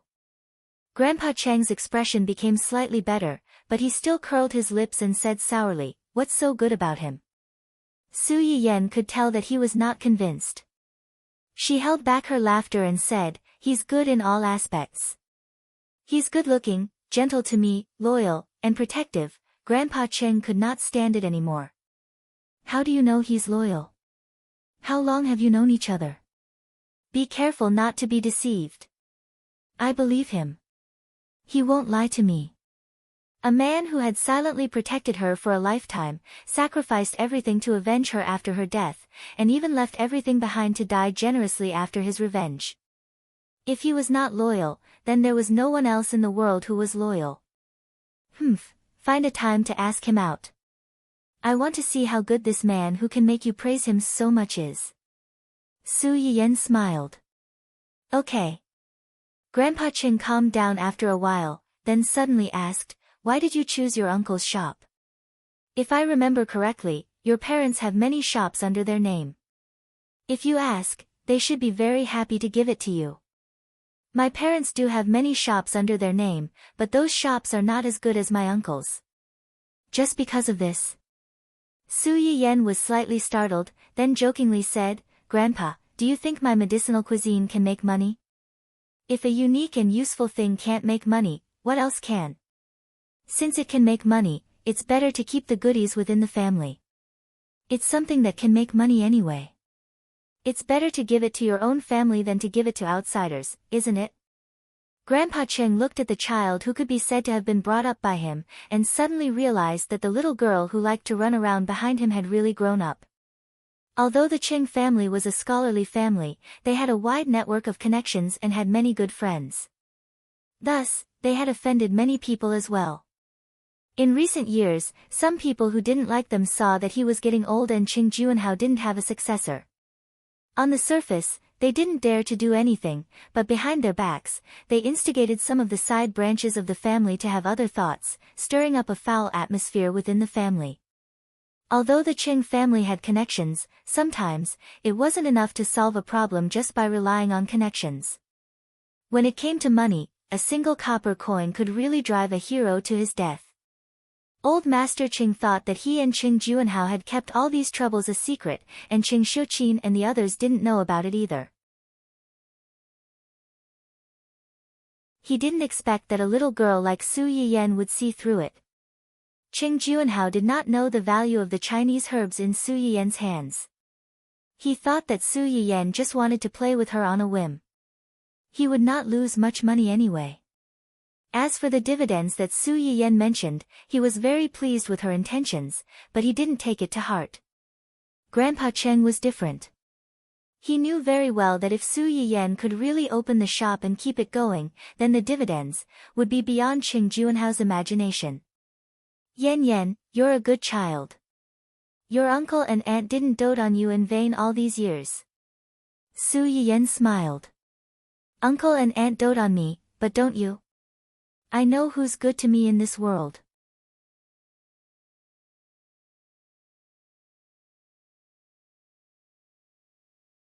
Chapter 199.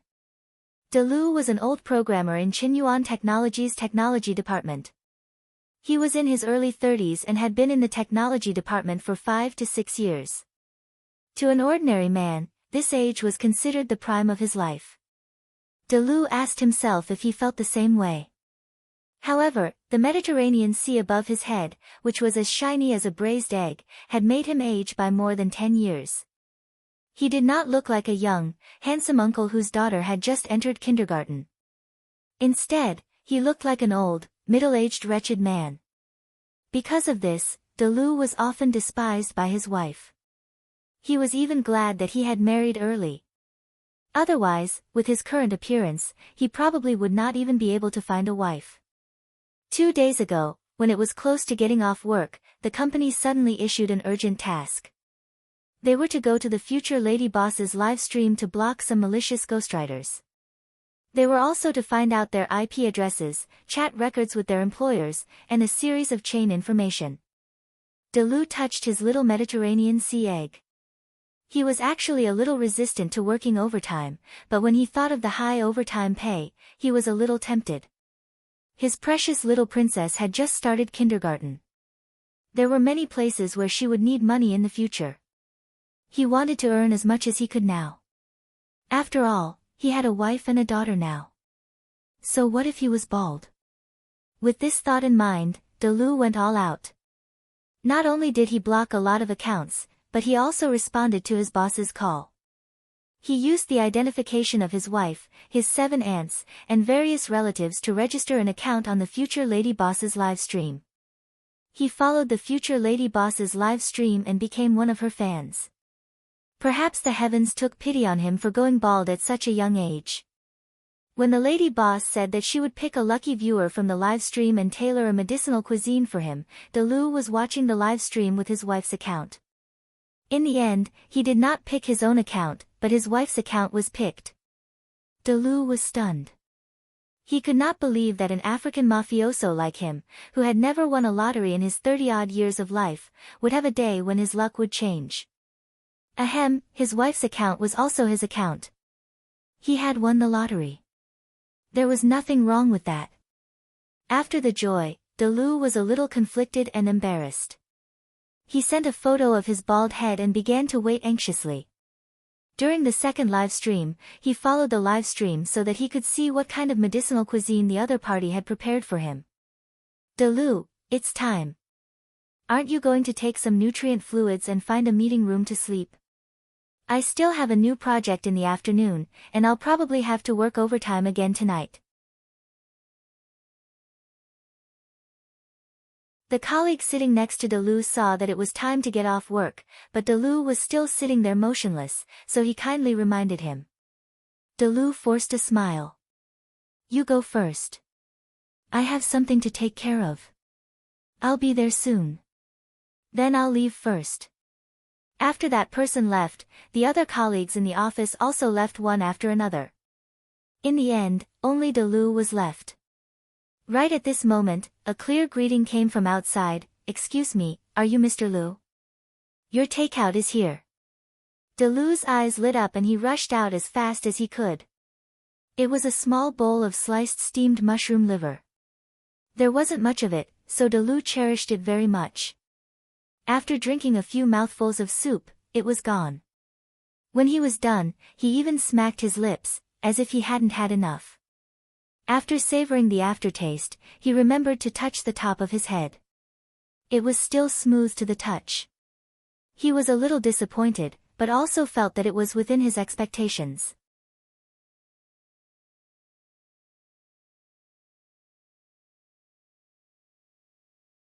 Chapter 200.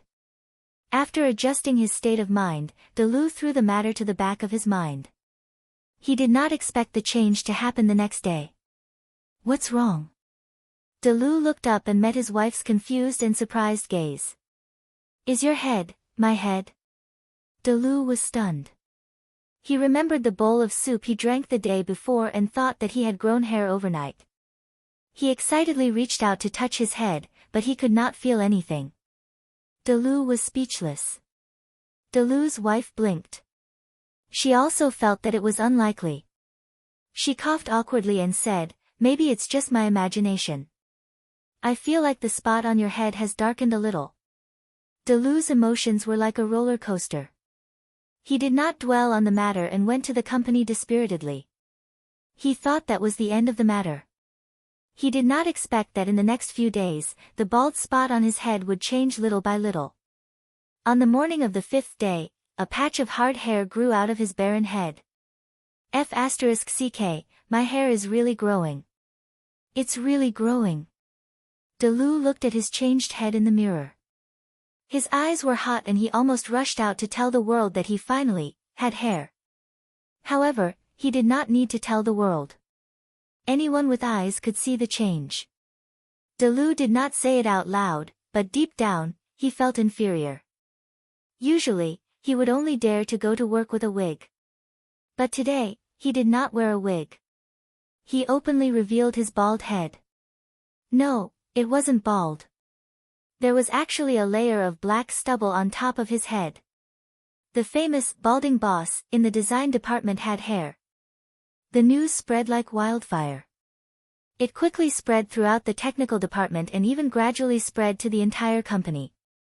What were programmers most afraid of these days? Baldness. Especially baldness that resembled the Mediterranean Sea. All four sides remained, except for the bald spot in the middle. It looked like a smooth tea egg. It was even more embarrassing than being completely bald. It was fine that everyone was bald. They had agreed to bear the burden of baldness together, but he secretly grew hair himself. Unavoidably, Delu became the main focus of all the programmers in the technical department.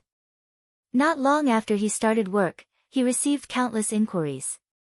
Ever since Big Lou joined the company, this was the first time he had enjoyed such treatment, so he didn't hide anything.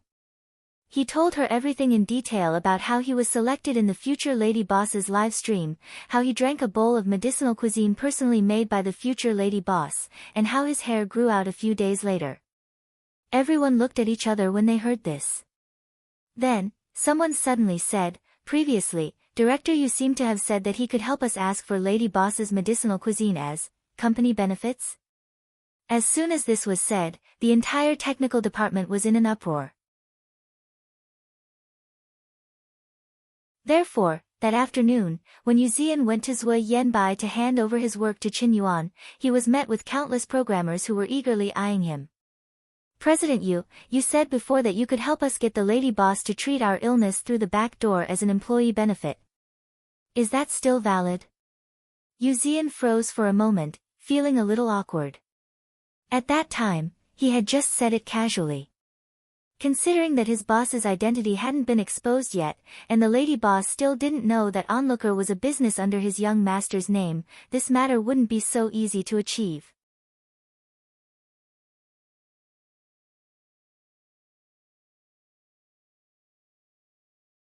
Chapter 201. At this time, Su Yiyen still didn't know that someone was in deep trouble because of her and was waiting for her to rescue him. Since she had already made up her mind to open a physical store, Su Yiyen didn't delay for too long. That day, she coaxed and pestered Qing Juanhao to sign a restaurant share agreement with her. She contacted a renovation team and started to officially renovate the long-abandoned store the next day. Su Yiyen's father and the others were shocked when they learned that Su Yiyen wanted to open her own store. However, they didn't object. They felt that this was a good opportunity for Su Yiyen to practice. They were a little worried that she would be tired after opening the store, but they supported her decision with both hands and feet. They even offered to support her with funds. Su Yiyen didn't accept. She only asked for some trustworthy people from the two of them. When the renovation team was done, they would come over to help her. This wasn't difficult for the two of them, so they agreed on the spot. In Su Yiyen's era, although some cultural heritages were declining and most of the animals and plants had gone through a certain period of replacement, most of them were extinct. However, in some aspects, it was still much more advanced than the era in Wen Jingping's previous life. The most obvious difference was technology and infrastructure. In the 21st century, a store that would take a few months to renovate could be completed in a week with advanced equipment and special materials. Moreover, most of the materials used were non-polluting and non-toxic. Basically, it didn't take long for ventilation to move in. The more troublesome part was the design of the store's renovation. Fortunately, there were many design drawings in the system for reference. Su Yiyen chose the best one among them and left the rest to the renovation team.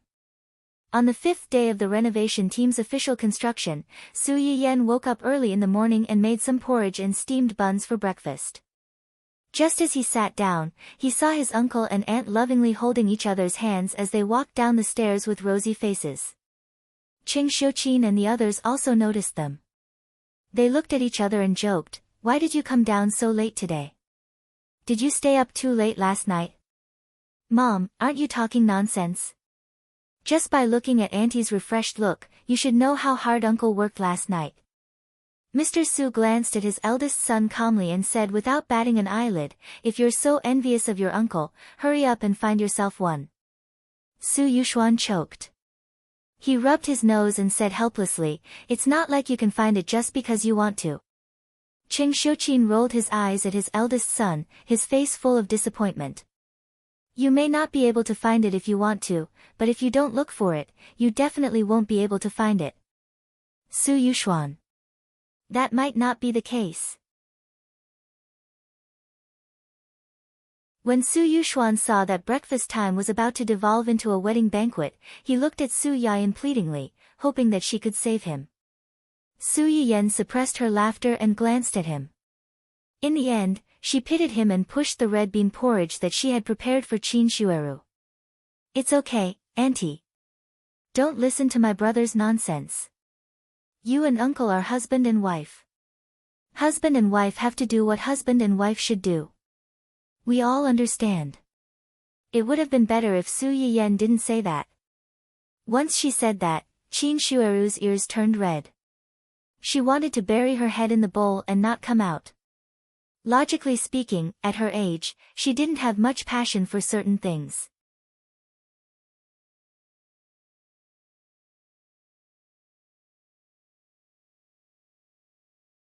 Chapter 202. The medicinal cuisine that Su Yiyan had prepared for her had the effect of nourishing the nest, and it was able to nourish her body's ability in this aspect. In addition, during this period of time, Cheng Xiuqin would take her out for a walk whenever he was free. They would go shopping, buy things, and gather with other friends. With more things to do, her life was more fulfilling. Once her life was fulfilled, she would not be bothered by those troublesome things anymore, and her mentality would be much more relaxed. Both physically and mentally, Qin Shueru's complexion was much better than when she first arrived. Cheng Juanhao saw this and was happy in his heart. He smiled and did not refute their teasing. He saw the changes in Qin Shueru, and his body seemed to have changed in the past 2 days. To sum it up, the two of them had found some small memories of their youth, and they had accidentally gone a little overboard. It was a little embarrassing to say it, but they were husband and wife. It was natural for them to do this kind of thing, so there was nothing awkward about it. After the family chatted and laughed and had breakfast, Su Yiyan prepared to go to the medicinal cuisine restaurant. She did not expect to receive a call from Xia Junsheng before she stepped out of the house. What happened? A female artist in the company had an accident. She's now in the hospital. Hospital? Injured? Is it serious? Su Yiyan frowned and could not help but feel worried. If it was an ordinary injury and hospitalization, Xia Junsheng would not call her like this. It's not serious, but she's participating in a talent show. I'm afraid she has to withdraw after being hospitalized. Talent show? The one that Wen Jingping is participating in? Su Yiyan seemed to have sensed something. Does this have anything to do with Wen Jingping? Yes. Xia Junsheng was silent for a moment, then told her the whole story. The injured female artist was called Yu Yushi. She was one of the 7 people sent by Dongqing to participate in the show. She was considered to be quite capable among the 7 people, and her ranking had always been in the upper tier. Last week, they had just gone through a big elimination of 60 to 20. Yu Yushi and 2 other female artists in the company had smoothly entered the top 20. Originally, a female artist from a company that had a good relationship with her could also enter the top 20. However, because Wen Jingping, who had originally been ordered to withdraw, used some tricks and was forced back, the female artist was forcefully squeezed out of her slot and regretfully withdrew from the competition. Yu Yushi was so angry that she ran straight to Wen Jingping to find trouble. She tore off the fig leaf in front of everyone and scolded her for being shameless. She should have scram as far away as possible after withdrawing from the competition. Why did she have to come back? Moreover, with her looks and ability, she was not worthy of being in the top 20. Yu Yushir only used her mouth to scold others the entire time and did not make a move. When Jingping's eyes turned red after being scolded by her, she still looked like a white lotus who had been bullied. A girl who had a good relationship with her and had a bad temper could not stand by and pushed Yu Yushir. Yu Yushir was already angry. After being pushed, she exploded on the spot and started fighting with the girl. This development was out of everyone's expectations. The others were a little confused at first, but later, they were worried that they would be punished for causing a big scene, so they quickly went forward to pull the two of them apart. During the pushing and shoving, the girl who stood up for Wen Jingping accidentally knocked Yu Yushir off the stage.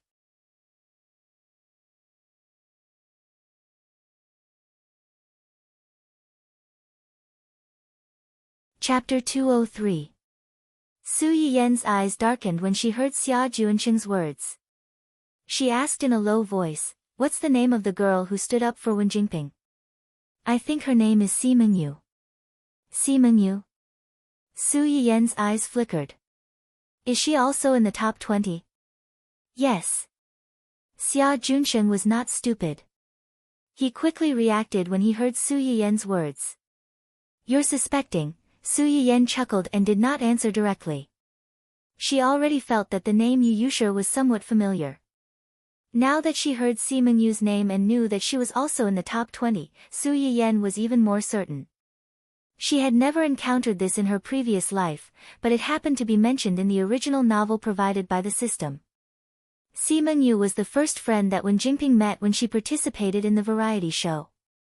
She was straightforward and loyal. To put it nicely, she was simple, but to put it bluntly, she was straightforward and a little stupid. Wen Jingping saw through her character at a glance. When she took the initiative to come over and express her goodwill, she was very gentle and warm. After a while, the two of them became very good friends. In the original novel, Yu Yushir did find trouble with Wen Jingping. However, at that time, Wen Jingping did not deliberately try to take advantage of the new streamer. Instead, she was slapped in the face by the new streamer and was even persuaded to leave the show by the production team. There was also no incident where Wen Jingping relied on her connections to replace the person who should have been shortlisted. The way Yu Yushir went to find trouble with Wen Jingping was considered gentler. Yu Yushir's personality was similar to Si Mingyu's. She had a bad temper and looked down on those who were not worthy of the position and had no ability but insisted on staying because of connections. She found a private time to ask Wen Jingping out alone and said a few words to her. In summary, she hoped that she would retreat in the face of difficulties and take the initiative to withdraw from the show and give the position to those who were better than her. In the original novel, Wen Jingping was the female lead. Everything was described from her point of view. Naturally, it emphasized how hard she worked and how motivated she was. For someone who came to find trouble with her, it was written as harshly as possible. At the same time, it made people feel sorry for her and annoyed with the character of Yu Yushir. Perhaps it was because of the filter of an enemy's enemy being a friend, Su Yiyen felt that there was nothing wrong with Yu Yushir's words. It was just that she used the wrong method and pushed herself into a disadvantageous position. After being scolded by Yu Yushir, Wen Jingping felt very wronged and ran to find Si Mingyu with red eyes. Seeing her like this, Si Mingyu naturally couldn't help but ask a few questions. Wen Jingping was unwilling to say at first, but later on, she told her about Yu Yushir looking for trouble with her intermittently. She even deliberately skipped over some important points and only extracted a few of Yu Yushir's more aggressive sentences. Originally, the meaning of a sentence could completely change if the tone was different, let alone take it out of context like Wen Jingping. Si Mingyu was filled with anger when she heard it. Naturally, she wanted to stand up for her best friend. She rushed over to quarrel with Yu Yushir. In the end, they quarreled and fought. Yu Yushir was injured and was forced to withdraw from the show. Si Mingyu was also persuaded to withdraw by the production team because she hurt someone. Su Yiyen felt that this scene was quite out of place when she roughly watched it. Now that she knew that both of them were outstanding seeded contestants in the top 20, she could not help but have other thoughts.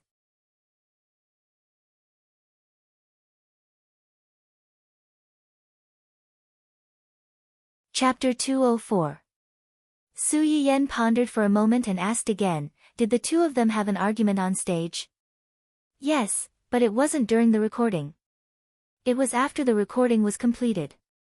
Su Yiyen took a deep breath and muttered, was there a video camera still on at the scene? Or a surveillance camera? There should be. I've already asked someone to get it. After all, their company had invested in this show, so it shouldn't be a problem to get the surveillance video. Moreover, something had happened to their artist, so the production team really should give them an explanation. Remember to make a copy for me when you get it. It's best if it's from Wen Jingping's perspective. After hearing Su Yiyen's words, Xia Junsheng actually had a trace of doubt in his heart. Okay, I'll get them to do it as soon as possible. Okay. After Su Yiyen responded, she didn't hear anything for a long time. She frowned slightly and took the initiative to ask, is there anything else? Yu Yushi is hospitalized. Do you want to come and see her? Su Yiyen's first reaction when she heard Xia Junsheng's words was, who is this artist? Why does the big boss have to go and see her in person when she's hospitalized? Who's this person? I only found out today that her sister is Yu Jingyu, her biological sister. Yu Jingyu. Su Yiyen felt that the name was a little familiar. After thinking for a while, she finally remembered, the general manager of the jewelry group, Yu Group. She's the second daughter of the Yu family? Yes. Su Yiyen really didn't know whether to laugh or cry. One Ning Chirue was not enough, and now there was the second daughter of the Yu group. Did her company burn incense or offend the god of fortune in her previous life? Our entertainment company is really full of crouching tigers and hidden dragons. Xia Junsheng was also a little helpless. If it was an ordinary artist, he could just go and take a look with his status, but if it involved the Yu group, his status was a little weak. Then you see, I'll go. I can also take a look at this legendary Iron Lady. The Yu family, a jewelry family, only had 2 daughters in this generation. The eldest daughter, Yu Jingyu, had followed her parents into the company for an internship early on. In a few years, she had quickly gained a foothold in the company and even in the jewelry industry. Women had a natural advantage in sensitivity when it came to jewelry. In addition, Miss Yu's personality was not inferior to those men, so she was known as the Iron Lady of the business world. Compared to her thunderous reputation, the second Miss of the Yu family was much more low-key. There was almost no news about her to the outside world. Su Yiyen also didn't expect that she would actually hide in her own company. Could it be that the rich young masters and young ladies all entered the entertainment circle to play these days? However, Yu Yushi's identity reminded her of something else. In the original novel, when Jingping was worried that Yu Yushi and the management company behind her would find trouble with her after this incident. She even told Hu Xiaofeng about it. When Hu Xiaofeng found out, he gave her an idea and asked her to bring a bunch of reporters to the hospital to visit Yu Yushi. In front of so many cameras, when Jingping humbled herself and apologized to Yu Yushi. Moreover, she apologized on behalf of Simeng Yu, so Yu Yushi couldn't be too harsh. After all, people tended to side with the weak. If Yu Yushi really didn't let it go, her original victim status would probably be stripped. To put it bluntly, it was moral blackmail. If someone apologized to you, you would be magnanimous if you forgave them. If you didn't forgive them, you would be calculative.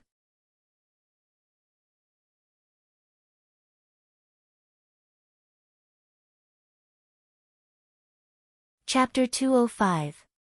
However, in the eyes of the readers, she was a cannon fodder villain and a bad person.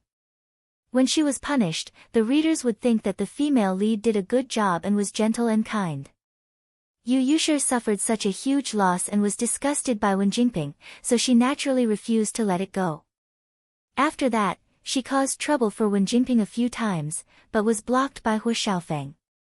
Sima Yu was not so lucky. Unlike Wen Jingping, she did not have Hu Xiaofeng's protection. The consequences of being attacked by the Yu family's revenge were obvious. After Sima Yu left the show, Wen Jingping even ran to thank her and felt guilty that she had implicated her.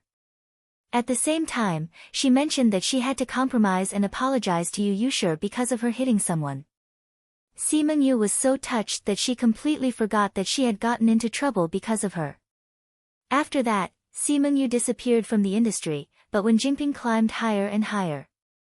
She only heard about Sima Yu from others when she was successful and found out that she was inexplicably banned by the company after this incident. When her contract expired, she left the entertainment industry and returned to her hometown. It was said that she was forced to marry a mommy's boy by her family and led a miserable life. Wen Jingping sighed and threw this matter to the back of her mind. Su Yiyan did not believe that Wen Jingping could not guess that Sima Yu had ended up like this because of her.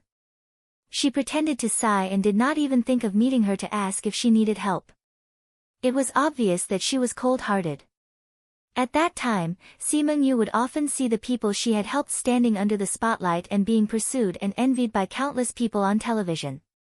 She, who had stood up for her, ended up in a bad state because of helping her. Did she ever regret her enthusiasm? On the way to the hospital, Su Yiyan simply sorted out the relationship between the three of them. In conclusion, Sima Yu was not a bad person, but she was too stupid. She was the kind of person who would count money after being sold. When Su Yiyan arrived at the hospital, Xia Junsheng was already there with a mini projector in his hand. You got the surveillance footage so quickly. When the incident happened, there was a camera at the side that was still on, and it captured some things. Su Yiyan's eyes lit up, and she was instantly interested. Did you manage to capture something related to Wen Jingping? Just a little bit. Take a look for yourself. Su Yiyan took the projector and asked, did the production team give this to you so easily? They weren't willing to give it to us at first, but President Hu put pressure on them. Chen Huan. Su Yiyan was stunned. He knows about this too. Cough, it should be one of my subordinates keeping an eye on the situation over there. Su Yiyan raised her eyebrows. She recalled the time when Hu Chenhuan had asked someone to remove Wen Jingping. That guy probably hadn't given up until now and was still thinking of helping her kill this woman. Why is he pressuring them? He's threatening and enticing them. He's giving them more investment, and if they don't give it, he's going to mess with them. Su Yiyan. Sure, this is very Hu Chenhuan. However, the production team won't lose anything by bringing this out. Yu Yushi is injured and hospitalized, so she must have withdrawn from the competition. The production team has to give her an explanation. Sima Yu definitely can't stay. She's someone who's going to withdraw from the competition. If this video is really released and hyped up, it might even bring a wave of free traffic to their show.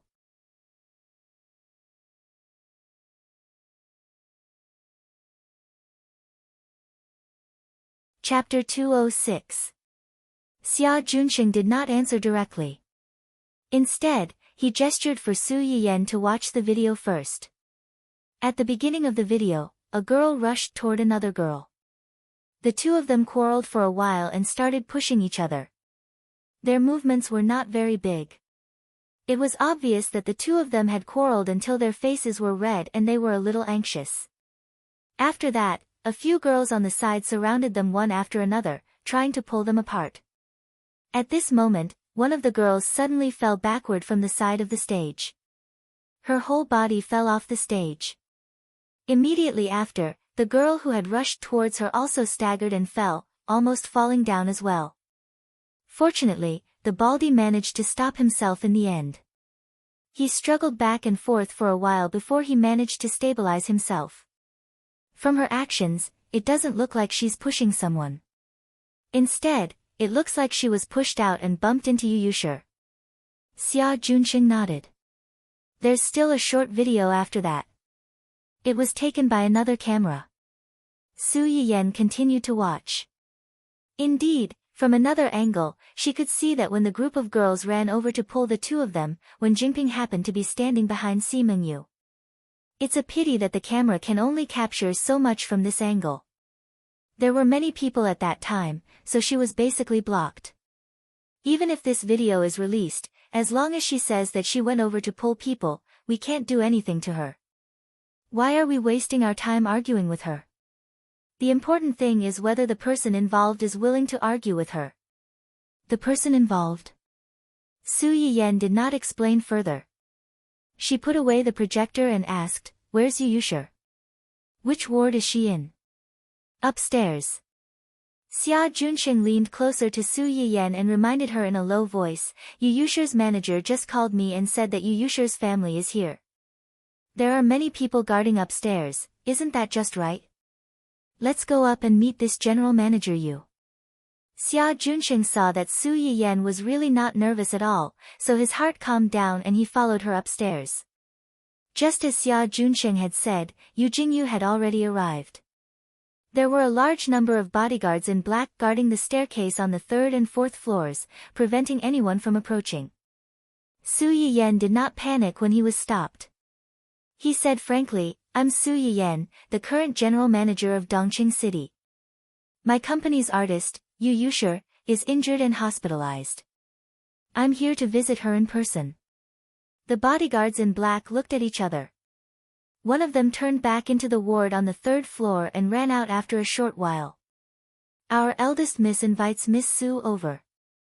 "Thank you." Under the guidance of the bodyguard, Su Yiyan led Xia Junsheng into the innermost private ward and finally met the famous Miss Yu. Yu Jingyu was wearing a dark blue professional skirt. She looked capable and serious. She left a deep impression on people at first glance. She was unforgettable. Perhaps it was because of her sister's injury, Yu Jingyu's face didn't look good at the moment. When she heard the sound of the door opening, she glanced over coldly, almost freezing Su Yiyan and the others. Su Yiyan was slightly stunned. He looked her up and down, then turned his gaze to the girl on the hospital bed with one leg in a cast. They were biological sisters, but Yu Yushir looked completely different from her sister in terms of appearance and feeling.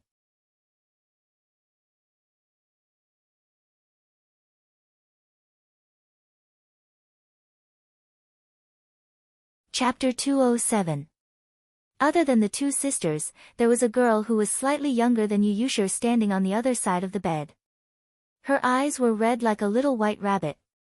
Before Su Yiyan came, she had seen the artiste information that the company had compiled for her. She knew that this person should be the unlucky person who had coincidentally been replaced by Wen Jingping. Her name was Yun Luoshan. From the information, this girl was the youngest in this show. She looked more immature than the others, and she was the type who was easily bullied. Su Yiyan's gaze swept past the three of them before finally landing on Yu Jingyu.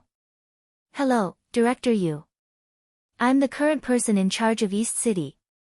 My surname is Su." Yu Jingyu looked at Su Yiyan's outstretched hand and did not refuse. She raised her hand and shook it. "Director Su, I've heard a lot about you. I'm very sorry that Yushir was injured at work this time." Yu Jingyu did not seem to have any intention of beating around the bush with Su Yiyan.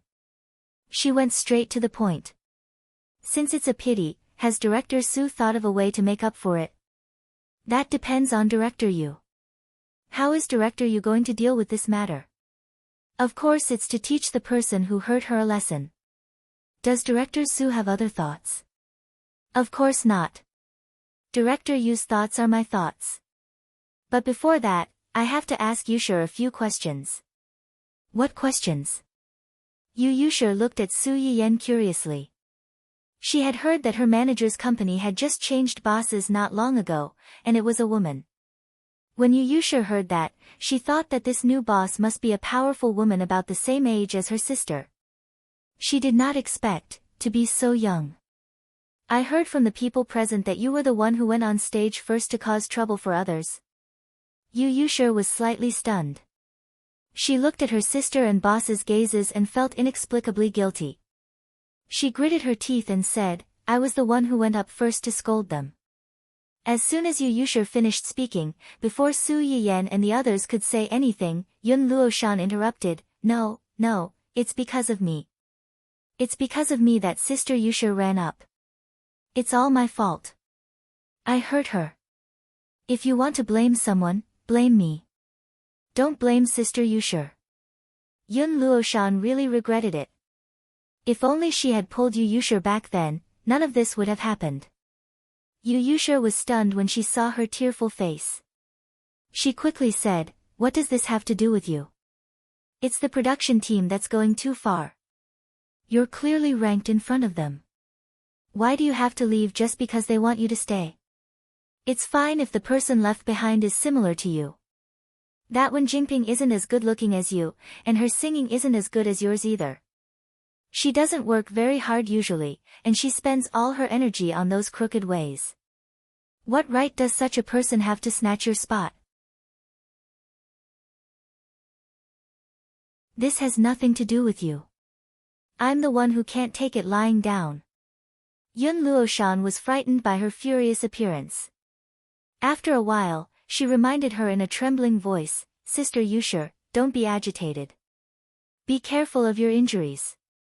That fierce doctor just now said that if you keep moving around and break your leg, he won't treat you anymore. Yu Yushir, Su Yiyan almost laughed out loud when he saw this scene. How did these two girls get together? One was like a violent lioness protecting her cub, daring to roar at anyone.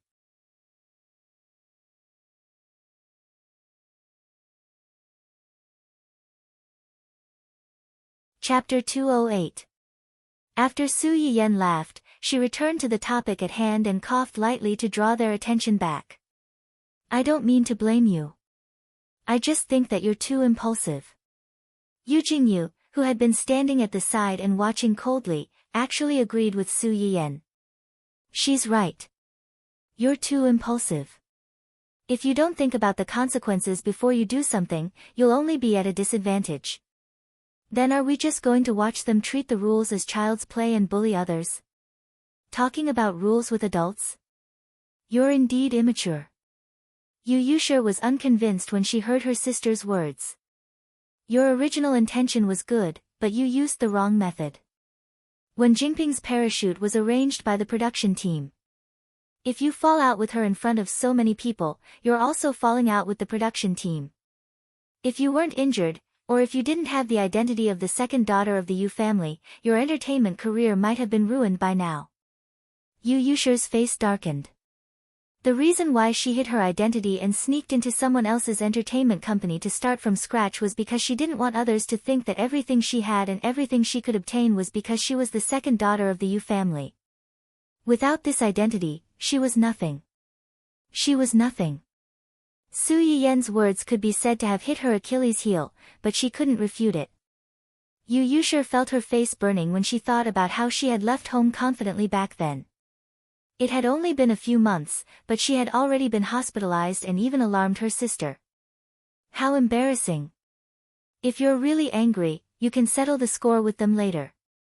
Settle the score later.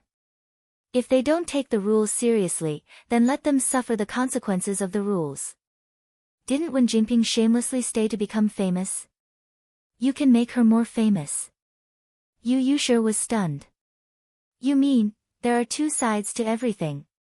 There's always a price to pay for crossing the bottom line. Yu Jingyu narrowed her eyes and interrupted, if my sister had your brain, I wouldn't have to worry so much. Yu Yushir. I'm still here. Am I her biological sister? The onlooker sees more clearly than the player involved. If I really encounter such a situation, I might not be much calmer than her. After Su Yiyan finished speaking, he turned to look at Yu Yushir and said with a faint smile, now that things have gotten to this point, what kind of explanation do you want? Me? Yes. Yu Yushir never thought that Su Yiyan would ask so bluntly. When she entered the hospital, she was filled with anger. She was angry at the integrity team, angry at the person who caused her to be hospitalized, and even angrier at Wen Jingping. She was still angry, but she was much calmer than before. I want Si Mengyu and Wen Jinping to withdraw from this show. I want the production team to apologize for their actions. You have quite a lot of demands. It's easy for Si Mengyu to knock you down and cause you to be hospitalized and withdraw from the show, but Wen Jinping, she shouldn't have stayed in the first place. That's right. She shouldn't have stayed in the first place, but the production team let her stay. Moreover, strictly speaking, you can't blame her for your hospitalization. Yu Yusher's face was as black as the bottom of a pot. She knew that Su Yiyen was telling the truth, but she was still very indignant. It was also at this moment that she suddenly realized that everything she had done before was actually useless. Yu Jingyu's expression darkened. Can't we just ask the production team to remove her? How can a small show have so many problems?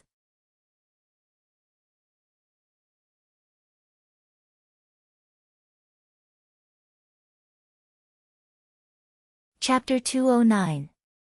Yu Yusher's expression froze. Su Yiyen had hit the nail on the head again, and she was a little angry from embarrassment. Perhaps you can try to cooperate with someone. Who? Su Yiyen took out the projector and showed the surveillance video that he had prepared beforehand to the people in the ward. They replayed the scene of Yu Yusher being pushed off the stage and felt a little uncomfortable. Yu Jingyu's face was dark. Although she was angry, she was the first one to notice something strange.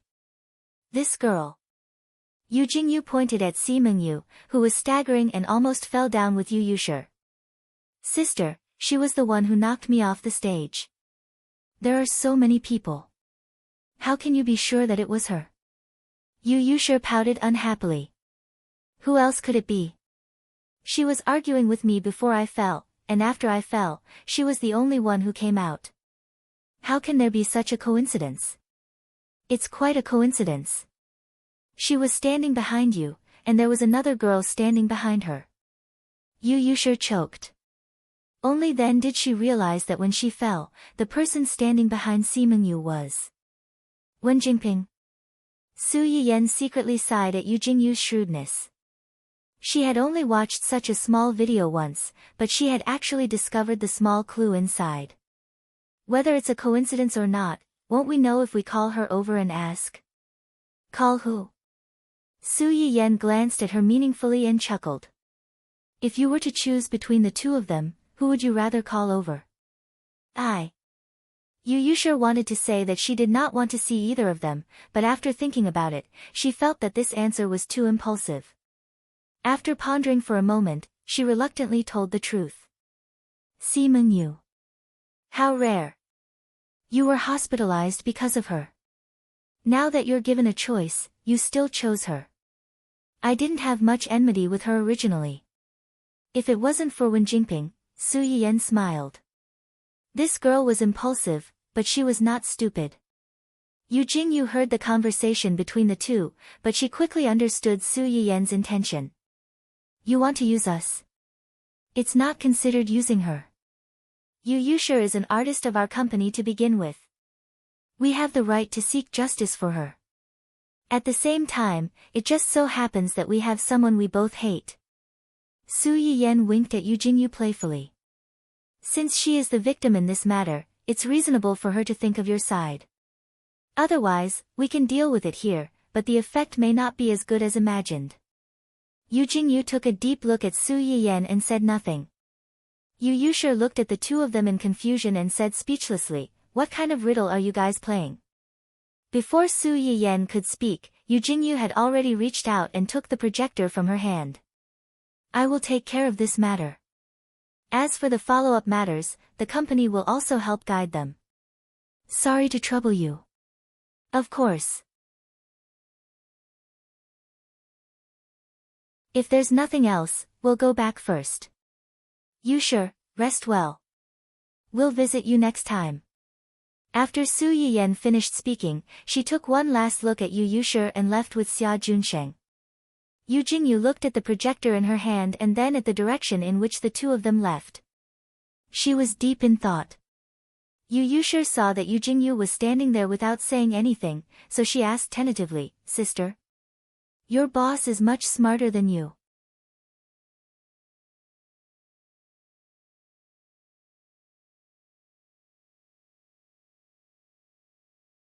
Chapter 210. As soon as Su Yiyan left the hospital, Xia Junshin could not help but ask, "Do you really believe that they can do it well? If you use someone, don't doubt them. It's indeed impossible for Yu Yushir to do it alone. However, her sister is a powerful person. A character like Wen Jingping has nowhere to hide in front of her. Just wait, maybe they'll do better than we expected. With her around, it's impossible for Yu Yushir to be at a disadvantage." Su Yiyan closed her eyes after saying that. Now that she thought about it, the timing of Wen Jingping's visit to the hospital in the original novel was also coincidental. According to today's situation, she must have met Yu Yushir before Yu Jingyu arrived. Otherwise, she would not have brought such a large group of people to the ward to cause a ruckus without being stopped. It was interesting when she thought about it this way. Yu Jingyu's sister did not even have time to rush to the hospital when she received the news, but she had already taken the lead to apologize.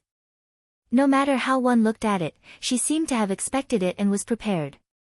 Unfortunately, she had already found the evidence first. Because she was at the filming location, the news reached Yu Jingyu's ears immediately. Now that they were already in the hospital, it would be fine if Wen Jingping did not cause trouble, but now that she did, she would probably be sending herself to death. In fact, just as Su Yiyan had expected, Wen Jingping did make the same choice as in the original novel. After Yu Yushir was hospitalized, she immediately contacted Hu Xiaofeng and explained the whole story to him. She also told him that this was all because of her. She was worried that Yu Yushir's management company and the production team would blame Sima Yu for this.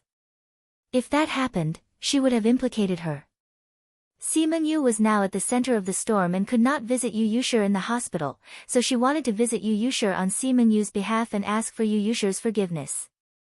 However, at the same time, she was worried that Yu Yushir would make things difficult for her if she apologized. When Hu Xiaofeng heard her words, he was touched by her kindness and worried that she would be at a disadvantage. At first, he suggested that she go with the bodyguards, but Wen Jingping rejected him. The reason was that he was there to apologize, not to fight. It was not suitable to bring bodyguards with him. Hu Xiaofeng thought about it and agreed.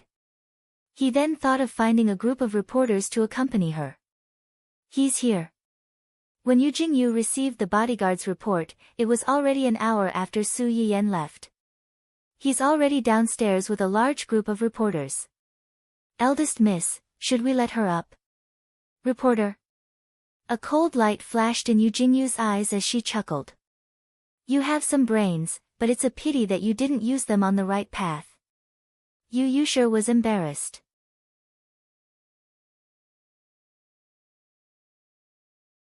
"Sister, do you think I'm the most brainless because everyone has a brain?" Yu Jingyu looked at her with disdain and said coldly and mercilessly, "It's the truth." Yu Yushir was furious. "It's fine if you said my boss is smart, but now you're saying that Wen Jingping is smarter than me." Before Yu Yushir could finish, Yun Luoshan asked from the side, "Why did she bring the reporters here?" "Looking for trouble." "See, this little girl has more brains than you." "Looking for trouble." She's still looking for trouble at this time. Is there something wrong with her brain? You're tuning in to the Blissful Bookshelf YouTube channel. We're so grateful for your support and don't forget to subscribe to join us on this incredible journey through captivating stories. Your generosity through donations truly makes a world of difference, as it's the primary source of revenue that allows me to expand and enhance this channel for you. Thank you from the bottom of my heart for being a part of this adventure.